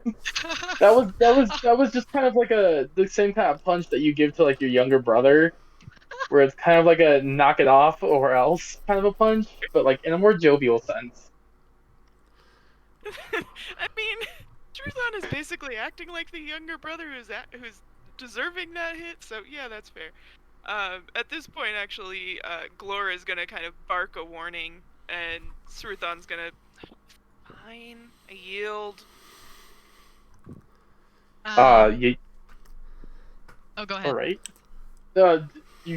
Enoch's just gonna kind of like stop bouncing on his toes, just kind of like drop your shoulders and go, "Oh, really? All right." I'm glaring at Glor at this point. The goblin announcer like holds up his hands once again, and turns to say to all, and that's the end of our match. Our new contender, Sruthan, loses out against the grinning Bedlam. Once again, last call for the night for any final contenders. Who will take home the grand prize? And he will step off his pedestal. It definitely seems, both from what he said, for the record, and the vibe, that at this point, it is starting to get rather late through the process of wandering around the fight club and fighting and such. It's probably close to like 8 p.m. now. And so from the indication, there's probably only time for like one more fight, if any, before the end of the night. Many people go up to the bar to essentially get their bets. From the looks of it, and the grimace as the dwarf rattles a coin pouch, seems like a lot of people did indeed bet on the tiefling. Would Evict go get his bet money? Yes, I would. Yep. So there's a lot of people, so it's sort of a hasty thing of like, as you walk up, like the barkeep is sort of like, all right, calm down. How much did you bet? 5. Oh, that's right, 5 gold. All right, here's a 10 gold. He sort of just like practically like slings a pile of 10 gold at you, and then goes back to dealing with everyone else. Hey, I'm rich. Oh, I don't actually get to add 10 because I didn't take out 5, so. Truthon's gonna Nice. limp over to Glor and lean on Glor to make it out of the fight. I have 5 hit points left. I'm not a fighter. With that, Enoch is gonna kind of make his way out of the fighting pit, and he kind of like slithers and snakes through the crowd of people to the bar. Scores 2 ales, however much that would cost. And 2 gold? Cool. I'm going to walk myself over to Shruthon and just kind of offer one up kindly. Just kind of like a little, that was a good fight. Roll me a deception check. Okay. But roll me a deception check. Okay. I'm sorry. You know it. You know it's true. It was true. I'm sorry. I just want to be nice. I know. That's going to be a 15 total flat. Convincing. He seems to believe it was a good fight. Says it very genuinely. Continue. I hope there's no hard feelings. Nope. I'll take the ale. And, yeah, thanks. You know, if my dog here hadn't gotten so concerned, I could have had you the next round. He kind of pats your shoulder and goes, I wholehearted, complete, and totally believe every bit of that, and do not deny it one bit at all. Ever. Never. Maybe a little. But that's aside the point. You got a cute dog. It's kind of not made of regular dog bits, but it's cute. I think. It's large. It's a larger than average. Your mic. Sorry. It's okay. To proceed. Than average pit bull, made out of bronze and copper. So yeah, I'm not sure cute is the right word, but sure, why not? Just a little cutie pie. I'll pat his head and yeah, this is Glor. Glor and Truthon. Very nice to meet you. I'm Enoch. Well, Bedlam, obviously the name, grinning Bedlam. It's yeah. Nice to meet you. And he just kind of grins a big old toothy grin. Oh, grin right back. Good to meet you too. And offer my hand for a handshake. And thanks. He does for the same. He does the same, like boom. Ends it with a fist bump. Real nice fight. Dug it. Real great.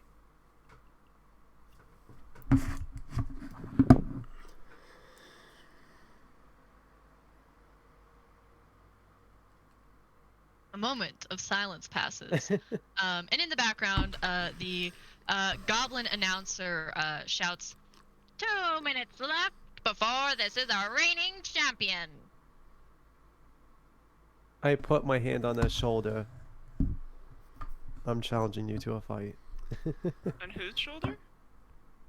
The tieflings. I'm winning that grand prize. Alrighty then.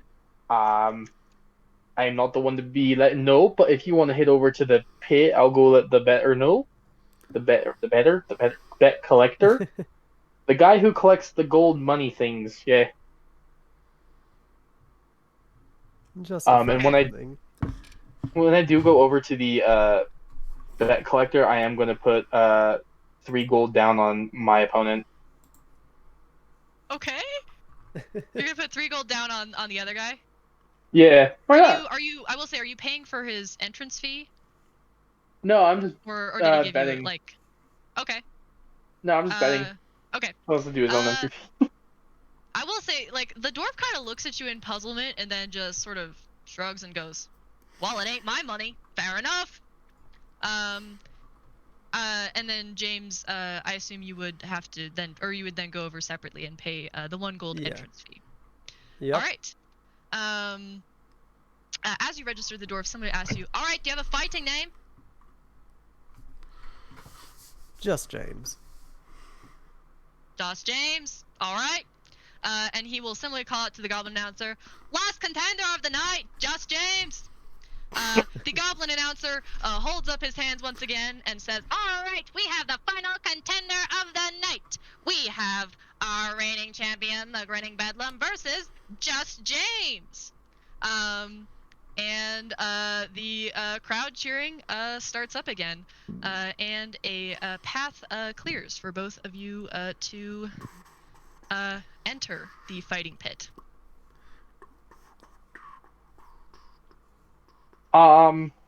Right. I hope it's a good fight. I hope things are great. No hard feelings. Like I told the last one I just fought, please don't bite me. Don't like being bit. I don't like biting. Great, we're gonna have a grand time then. All Out right, of as you character, both. Oh, what? I said out of character. Jacob's gonna get his ass kicked. I guess we'll see. I will say, technically, you've not healed up since the last fight. So unless you have a way to do. Damage. Oh shit! I didn't realize you didn't get hit once. No, I didn't take any damage. Yeah, I'm gonna stand by that deception check I He asked for took- earlier. He took 1 key point of damage. He took 1 key. As you both go to enter the ring, the goblin announcer delivers the same rules. And then there is a moment of silence as you both are able to go to your corners, and a moment if you wish to shit talk. Feces. Alright. Dookie. I don't know. You both go to your respective corners, unless James shit talks. No time for talking. Alright. You both go to your respective corners, and after reading the rules, the goblin announcer once again counts down. Alright, Just James versus the Grinning Bedlam in 1, 2, 3. Roll me those initiatives, please, and thank you. Natural 20. Well, shit. Guess you're going first, unless... I mean, I think that beats a 5. Oh. Yep, that is going to. Alright, well, your character gets the alarming upper hand, boost of speed or some shit. What you gonna do? The moment the bell rings, I'm gonna close the gap with the 40 feet movement speed. Okay. And I'm just gonna drop 2 hits. Does a 15 hit? A 15 does not hit. Cool. Does a 19 hit? A 19 does hit. Beans. That is going to be 5 points of damage. And that's going to be my turn.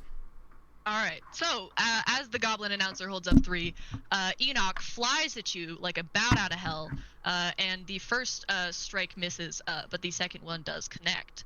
It is James's turn. Alright. I am going to try and hit them with an unarmed strike. Go for it. I don't suppose a 7 hits, does it? No, it don't hit. No, thought so. Okay. Why did I go into this with today's rolls? That's the. I'm gonna make that the. No, I'm going to back out. I'm going to try to sort of shimmy across the edge of the ring, try to keep them moving. All right. You're gonna sort of like skirt around the edge of the ring. Sounds good. Yeah. Okay.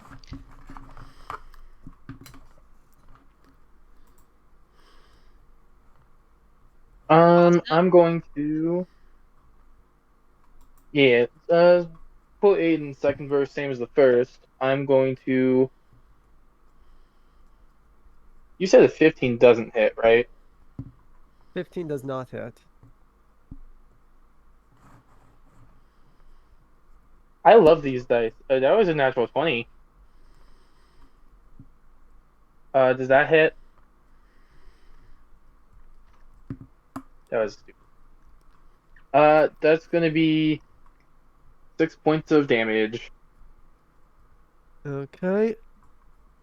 That one's gonna be done with my tail, just like a. That'll be my turn. All right. Excellent. It is James's turn.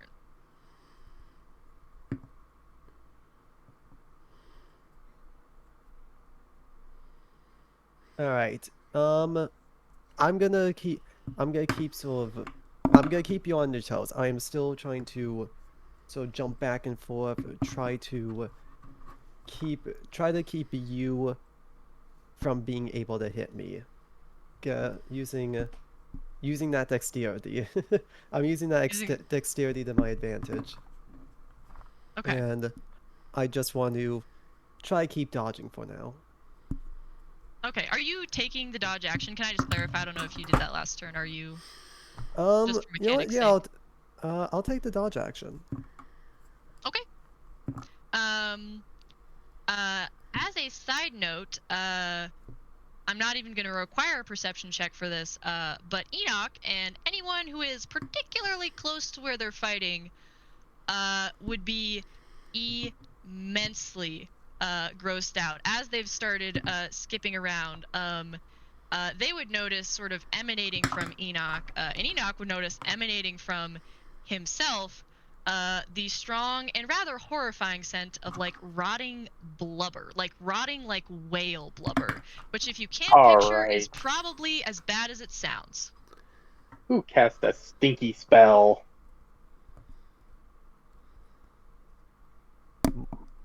Eyes on the fight. Can't have you distracted on this one.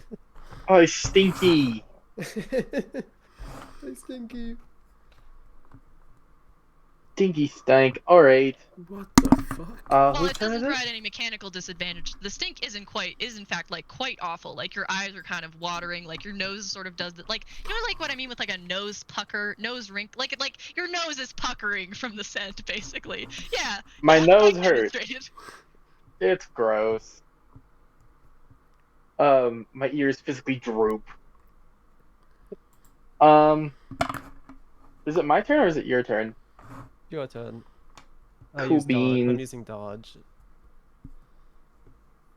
Does a 17 hit?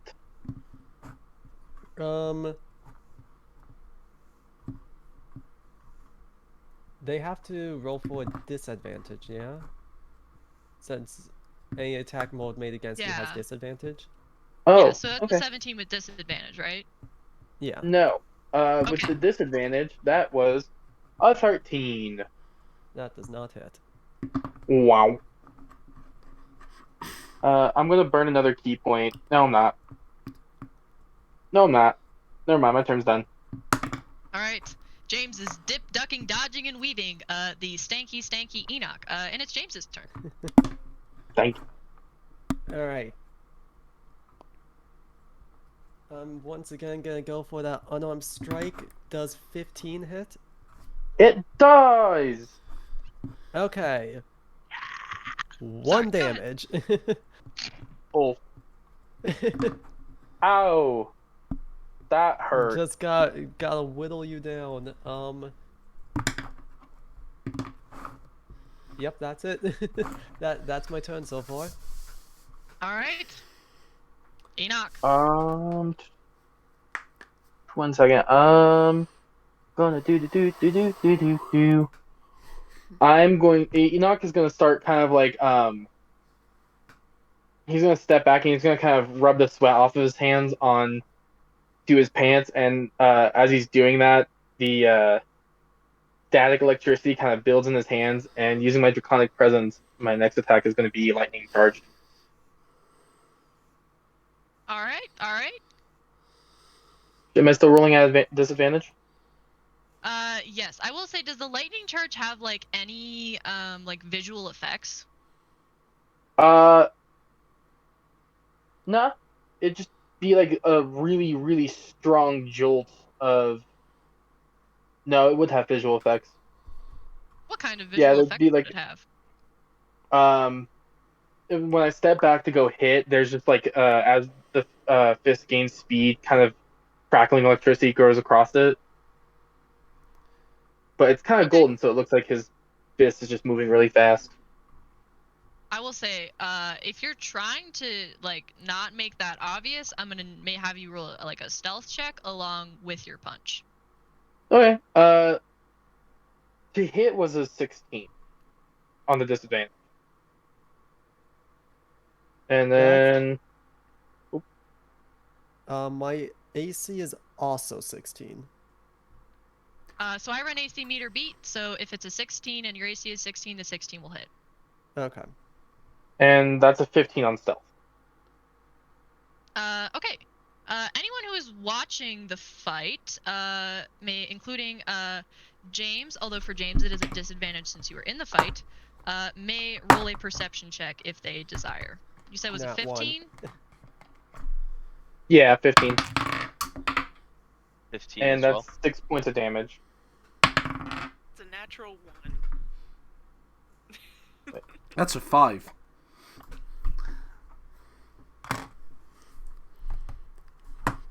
All right.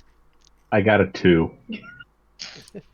Everyone is either enamored with something random or is just literally so distracted by the rotting whale blubber spell, or like, thing, including James himself, that no one notices this except for the goblin announcer, who, like, as he sort of sees this crackle with the punch, holds his hand up straight in the air. Halt! And there's sort of like mutters in the crowd as silence spreads across the hall. And he sort of like leans down and points a long finger at Enoch. You there, was that magic? I mean, my fists are fast, but I wouldn't call it magic to hit someone like that. I just say it's hitting someone real good. Roll me your choice of if it's technically a magic effect or not. Deception or persuasion. It is key, and key does not count as magic. So roll So me it'd be persuasion. It'd be what? It'd be persuasion. That's all. Oh, hi, money. 17. Okay. You said it's 17. Yeah. All right. The announcer sort of looks at you for a moment and then sort of like nods, sits back, and clenches his fist. Let the fight proceed! No breach of the rules was detected. He sort of like raises his hand and once again counts down or counts up to 3. I want to say, you just took a swung. Yeah, That's it's right? James' turn. It's James' turn. It is James's turn as the fight resumes. I'm gonna have to yield. All right. I just How do you raised my yield? hand. I yield. All right. The goblin announcer sort of just shrugs, and then the crowd quiets again as he raises his hand in the air and yells, All right, last match of the night, and the victory goes to our very own Grinning Bedlam, the reigning champion of the night. 25 gold pieces to him and to any who bet on him. Have a good night, enjoy the drinking, and keep all your kidneys. This is Sam Stonson, your goblin announcer. I'm about to go get drunk. And then he hops off the pedestal and, true to his word, beelines straight for the bar, making no bones about that whatsoever. The crowd sort of begins to, some of them are sort of milling around talking still, others go to the bar, and others still are, once again, flooding the dwarf, for their bet money. You two are still in the ring. Enoch looks a little bummed. He was kind of hoping to go for a toe to knockout kind of a start to knockout kind of fight. Well, all right, I guess the night. He's kind of walked over to his corner and started cleaning his knuckles off from the previous fights and things like that. It ain't no fun though if you have the fist of lightning. I mean, being lightning fast doesn't always mean it's lightning. Yeah, the sparks on your hand say otherwise. Sparks on my hand, a drink in yours. We forget that this actually happened. I think it's an equal trade-off. I'm offering to buy you a drink. Is what I'm saying. All right. And I'm gonna as we're head to the walking bar. out, I'm gonna cast Cure Wound on myself real quick. Sounds good. Sounds good. And what would the rest of you be doing, by the way, at this point? Just a quick check. Hiding in a corner. All right. Ega has been hiding in a corner. Evect Rap. I'm basically just keeping an eye on the tiefling because I mean he just doesn't know anything about him. So I assume you'd sort of like be in like that, like sort of like. He's in that kind of area, yeah. He's like not like trying to make himself known that like he's kind of focusing, but like lightning magic is something that he's kind of particularly interested in. I will say if you're trying to sort of like watch him, but like stealthily, do roll me a little stealth check for me if you will. Oh yeah, for sure. Evect would have. Yes, 13. What is passive perception for, like Enoch or James? Enoch says 11. Enoch done notice shit. No, he wants alcohol. All right. Sorry. Is it Evect or Evect? Have I been saying around?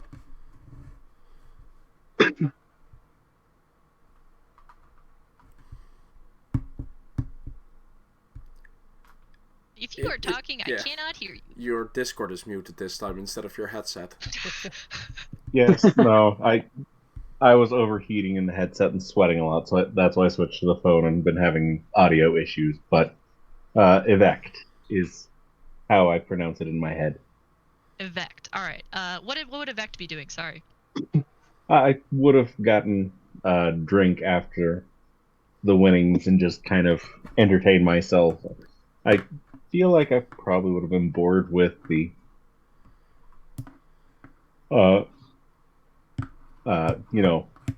punching just seems so crass, and probably would be doing an not imaginary, but with minor illusion, do a little sword fight in front of myself. All right. Like just have pointing my finger and fighting an illusionary sword in front of me and sipping my drink. Just dueling myself. All right. Which, for the record, because I don't think the newcomer has a description of me, I am a little bit less than 6 foot tiefling with just very deep violet, like almost gray skin. I very noticeably have my right horn broken off, and my entire right arm is missing. Well, not missing, it is replaced with a mechanical prosthesis. So I have a prosthetic arm. And so you just see me with a drink in my left hand, pointing at a little imaginary sword with sparks flying at my table because I'm entertaining myself. Excellent. Neat. Thank you very much. And lastly, just as a check, what would Suthron be doing? Sruthon would be grinning through a split lip and like, you know, swollen, blackened eye, possibly both, but still just having the time of his life, watching the fight, with Glor beside him to physically support. Okay. Because I am not doing well, and I do not have a cure wounds left. I will say, like, at some point, like, noticing your condition, someone from the club, like, would come up to you and sort of, like, touch your arm and be like, hey, you need me to patch up your wounds, by the way? Usually we only offer it to people who are knocked out, but, he sort of gestures to all of you. I'll walk it off. All right, I'll take a little, thanks. I'm good, thanks. All right, and this is all sort of in the bar area, so like, you know, everyone except I think Ega is sort of generally sitting in the same area, although I think not everyone's sitting, you know, everyone's sitting in the same area. And the attendant will sort of sit down and not magically, but sort of start binding up your wounds. You can regain like sort of 5 health now, and like you can get it all back sort of shortly, like if you sit, or like, you know, on your next long rest. You'll get it back as you sit. How long is a short rest? About an I think hour. it's like an So hour. if y'all do want to hang out and drink, you could get a short rest. And with the tending of the sort of fight club, like field medic basically, I would let you go back up to full. If you would like to do that. Yeah, yeah, I'll hang out, chat, and get a short rest in. While that's happening, Enoch is going to collect his money, and he's going to also then. Are James and why can I not Saruthon, correct? Truthon, yeah. Truthon, thank you. I'm going to take 2 drinks over to James and Truthon, just kind of like an apologetic, like, I'm really sorry for smacking you up good. Drinks, yay, right? Are you guys sitting next to each other, or are you guys like at different tables? We'll probably sit next to each other. Yeah. Yeah. Hey man, it's all good. We had a good time. As long as a good time was had. I mean, I had a good time. I've beat the shit out of a lot of people tonight. Glad you had a good time, though. Usually people don't have a good time getting their shit rocked, but that's neat. Hey. Oh, go ahead. It's good enough fight. The attendant sort of chuckles also, hearing all of this, and sort of like shakes his head with a little bit of amusement. Yeah, I can't say I've met anyone else that just. I have to be honest, out of curiosity, did you think you were gonna win? He says this like friendly, by the way, like not in like a bad, like he's just sort of like a curious way. Needed to let off some steam. Same. There's this rabbit, mean- and I mean, it was just embarrassing. A rabbit? A rabbit. Fearsome Like one of the beast, cute little red eyes, fast as hell and everything. cute Should've little seen bunny it. foo-foo. Huh. It out that way. It didn't stay cute or little.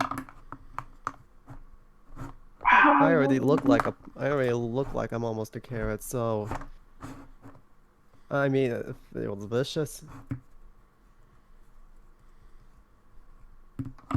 Right, and the puppy over here didn't help out too much with said devil rabbit, correct? That's not mine. That's theirs.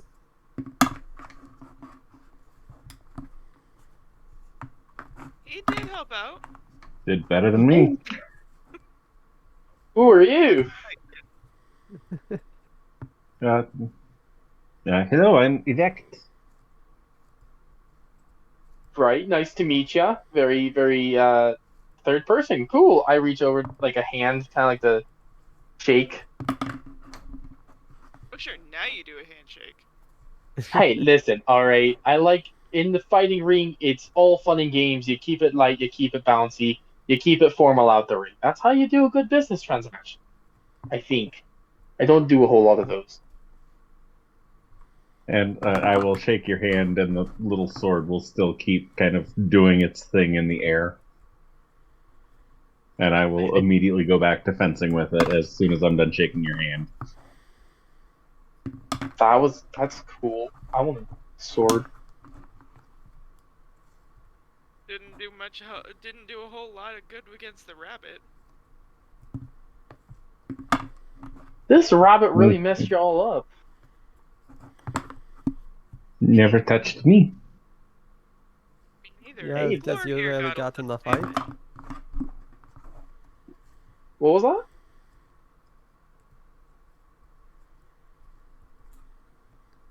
Everyone spoke at once, and I didn't understand it. Well, what brings you to the Fight Club, folks? What brings you around? What's brought you to my stinky corner? And he's gonna just kind of like lean into himself and kind of like sniff himself real quick. Do I still smell stinky? I believe you would notice at this point that the stink is gone. At least I assume Oh. so, unless Druidcraft has continued to be cast. Nah, for the most part. Alright. Cool. You don't really smell like It may rotting whale linger a blubber. little. Okay. You smell a little bit, just a hint of rotting blubber as you sort of shift. The attendant, who's still sort of tending to Sruthan's wounds, sort of just goes like, All right. Hey, listen. You try fighting in a ring for a couple hours. All right. You get stinky. I've never smelled another fighter like that, and I've worked here for years. I don't want to tell you you need to go to the apothecary, but son, you have a condition. And then I he have goes multiple. back to binding. Like being really Well, big? no, and okay, moving on from that conversation. Right, so question still stands. What brings you folk down to my stinky corner of the neighborhood? Well, we're actually on a quest for the kingdom. And judging by how today went, we might need a little bit more muscle to come with us. I Out of mean, character, thank you. Thank you for making a physical fighter. I love playing monk so much. It is so fun to be a sporadic little monkey of a character who can jump around and beat the crap out of things. Also, thank you from the DM. Sorry, I'm really trying not to insert myself too much and let things breathe, but a little grease goes a long way. But you want us to invite the monk that you just went through all this trouble to introduce to us? What? How weird. If you don't, it's going to be one of those weird situations where we all just kind of accidentally end up walking the same way. All right, no, in have that a good case, night. someone's Oh, gonna be a your stalker car's with this someone way? else. Yeah. Oh, you're driving to the same. You're my neighbor? What? Yeah, How my carriage is strange. my carriage is this way. My hotel's also here. Oh my god, you as well? That's crazy. Same inn, same place. That's insane. What's that? We're staying in the same room. How did that happen? Now, that's a different one. But, oh my god, this other dude just mentioned a quest for the king? Sounds baller. You should ask about it.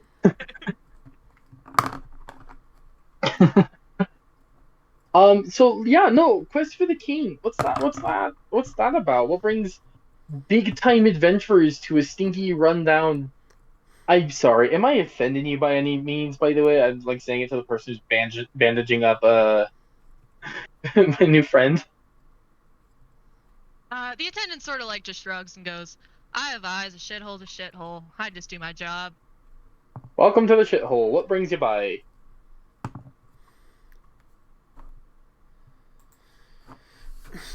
The attendant, by the way, The sort of hearing flyer. like the quest for the king part, by the way, sort of appears to sort of like he seems to be a little bit tactful and is sort of deliberately like not paying attention. It's like you sort of see him like disengage from the conversation and be like, oh, all right, this is not for my ears. Also, Aiden either left or disconnected. Yeah, He had to leave. Which, by the way, okay. I know we're a little bit over, so if anyone else is like, oh my god, get me the fuck out of here, like, it's all good. Worst comes to worst, I just say things happened and we roll with it, but, you know. I like rolling. Normally I like Rolling rolling, what but it hasn't gone well for me so far tonight. Same. Yeah, I don't want to say y'all have had terrible RNG, but, like, y'all have had terrible RNG. It I've is. been Alright, rolling. I Like, rolled with it. I got a 3. I I did rolled a okay. nat 1, a nat 20, and the rest of the most of my rolls today have been 4s. Most of them have been 4s. My rolls have been just fine. What are you guys Nat talking about? ones. We've gotten collectively 3 nat 1s in one session, guys. One of the only nat 20s has been basically if you do play Hollow Knight, to put a Dung Defender fucking charm on fucking I was fucking hoping Monk the to Dung make a Defender snake. would do a little more. I know. I just it is Druidcraft. It's not really I mean- amazing, so. My luck is to the point that I had to take the lucky feat on my one of my other characters, simply because I would roll multiple natural ones in one night. And so far, the lucky feat has worked once. It's worked Fear several me, times. the It's sneaky not monk. been effective. Normally I will roll. Ooh, that's not good. Roll again and get 2 higher or lower. Those have been the options. Finally got turned a 2 into a 14 or something of that, and I felt very happy. Well, I will say, if shit continues at this rate, I'm just gonna unban Lucky and y'all get it for free, because holy shit, dog. Oh yeah, you banned Lucky, huh? What? Yes, because I've had a bad experience with it, but I don't know, maybe like the person because I actually ran Lucky with someone who was like a monk, and he took Lucky and I don't know how to explain it other than like he just rolled really high with it and got a lot of nat 20s, and it was fun, but like you can tell when someone is just like, a monk is already pretty like DPS efficient, and you can tell when someone is just like doing so much more than you. Like I think like in the last like little bit of the campaign, like he killed like he dealt like the final blow to like every single like major thing that we came across, which is kind of why I'm like, oh my god, like. I mean, if you're gonna take Lucky, take it as either a spellcaster or a rogue, honestly, because those are kind of what Lucky should be used for if you goof up a spell. Unless you're a sorcerer. Sorcerer's gonna do that already. I will say, like, Lucky can be overpowered because apparently, with rules as written, if you use a lucky dice on a roll with disadvantage, you can then choose whatever of the 3 dice, which I think is just malarkey and don't like that. Yeah, but and yeah, I think so he did that at least once. So I mean, you know. No, at like the end of the day, go ahead. Sorry. I was gonna say, if you would like to home rule that out, I wouldn't have a problem with that. Because yeah, it's like, oh, I'm at disadvantage. I rolled a 1 and a 19. Well, let's use lucky. Oh darn, I have to go with the 19. Yeah, that just seems too much. But honestly, I'm not at this point thinking about taking lucky. My luck hasn't been that bad yet. My luck being bad in this fight, at least, it really didn't do anything. Like, it's cute that you were worried about me. I am not a fighter. I just like fighting. Yeah. So no, it's more of a. But that didn't make a damn bit of difference. It's not like when you're hitting like a Goliath or an orc, who are like already physically tougher and bigger creatures. Yeah.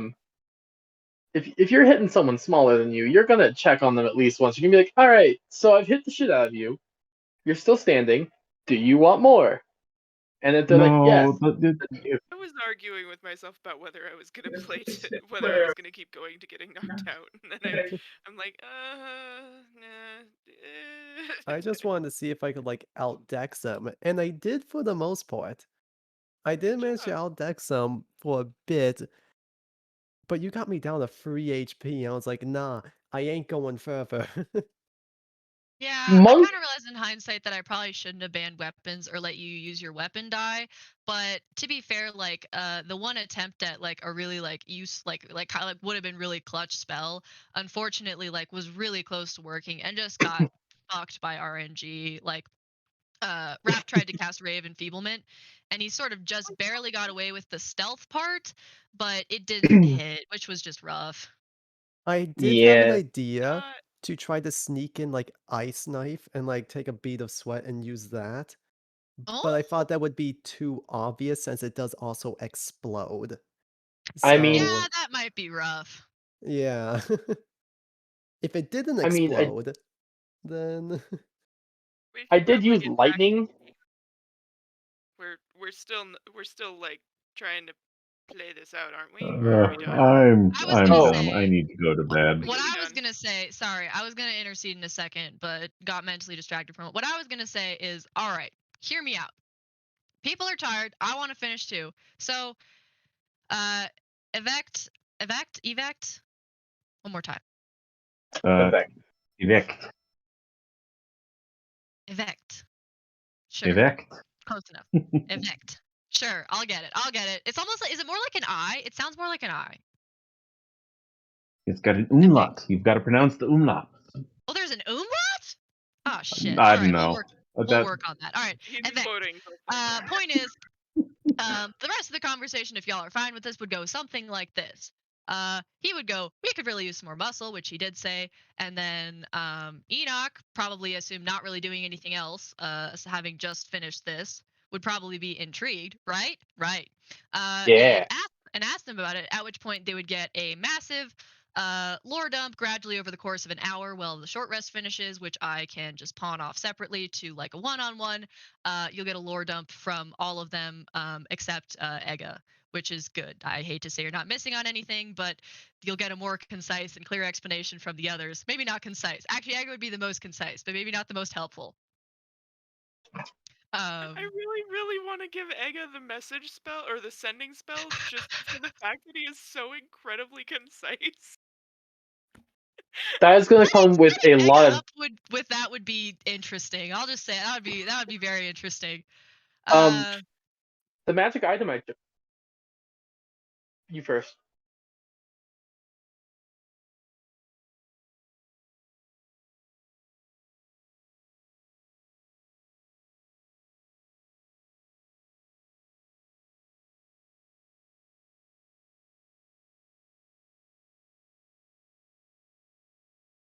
Oh my god.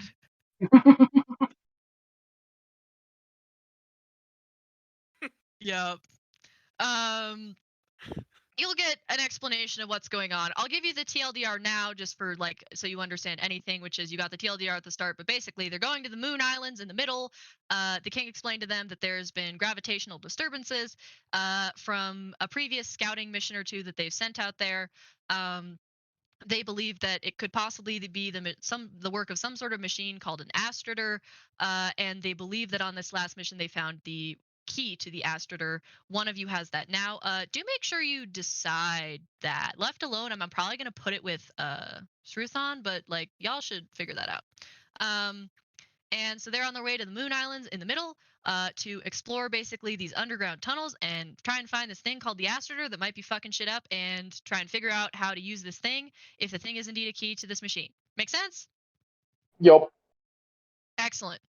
At which point you all would find the closest inn to shack up in, which would not be the Limping Lizard, but like probably like, you know, just across the way or whatever, you know, pay like another gold for a night. So everyone, I'll put this in the chat, but everyone just take like a gold out of your inventory, 2 gold if you want food, you know, pay a gold for drinks if you drink. I have to play my outro Take the music. gold It's important standard. to me. It's important to me. I have outro music. Not that. All right.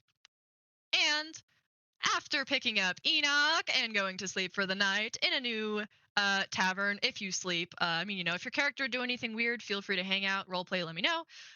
But y'all shack up in an inn for the night in Ancaster, basically across from the street. Don't worry, you're not in too seedy of an area. No one's gonna get shanked, and y'all are good. That's the end of D&D. Merry Christmas. Sorry, I know that ran a little over. I had to make this happen, and I didn't want to force it too much. And then I was like, it's all right, just do it. Sorry, I Just was call kind of like out of it, by the way, for like the first half. I would just had.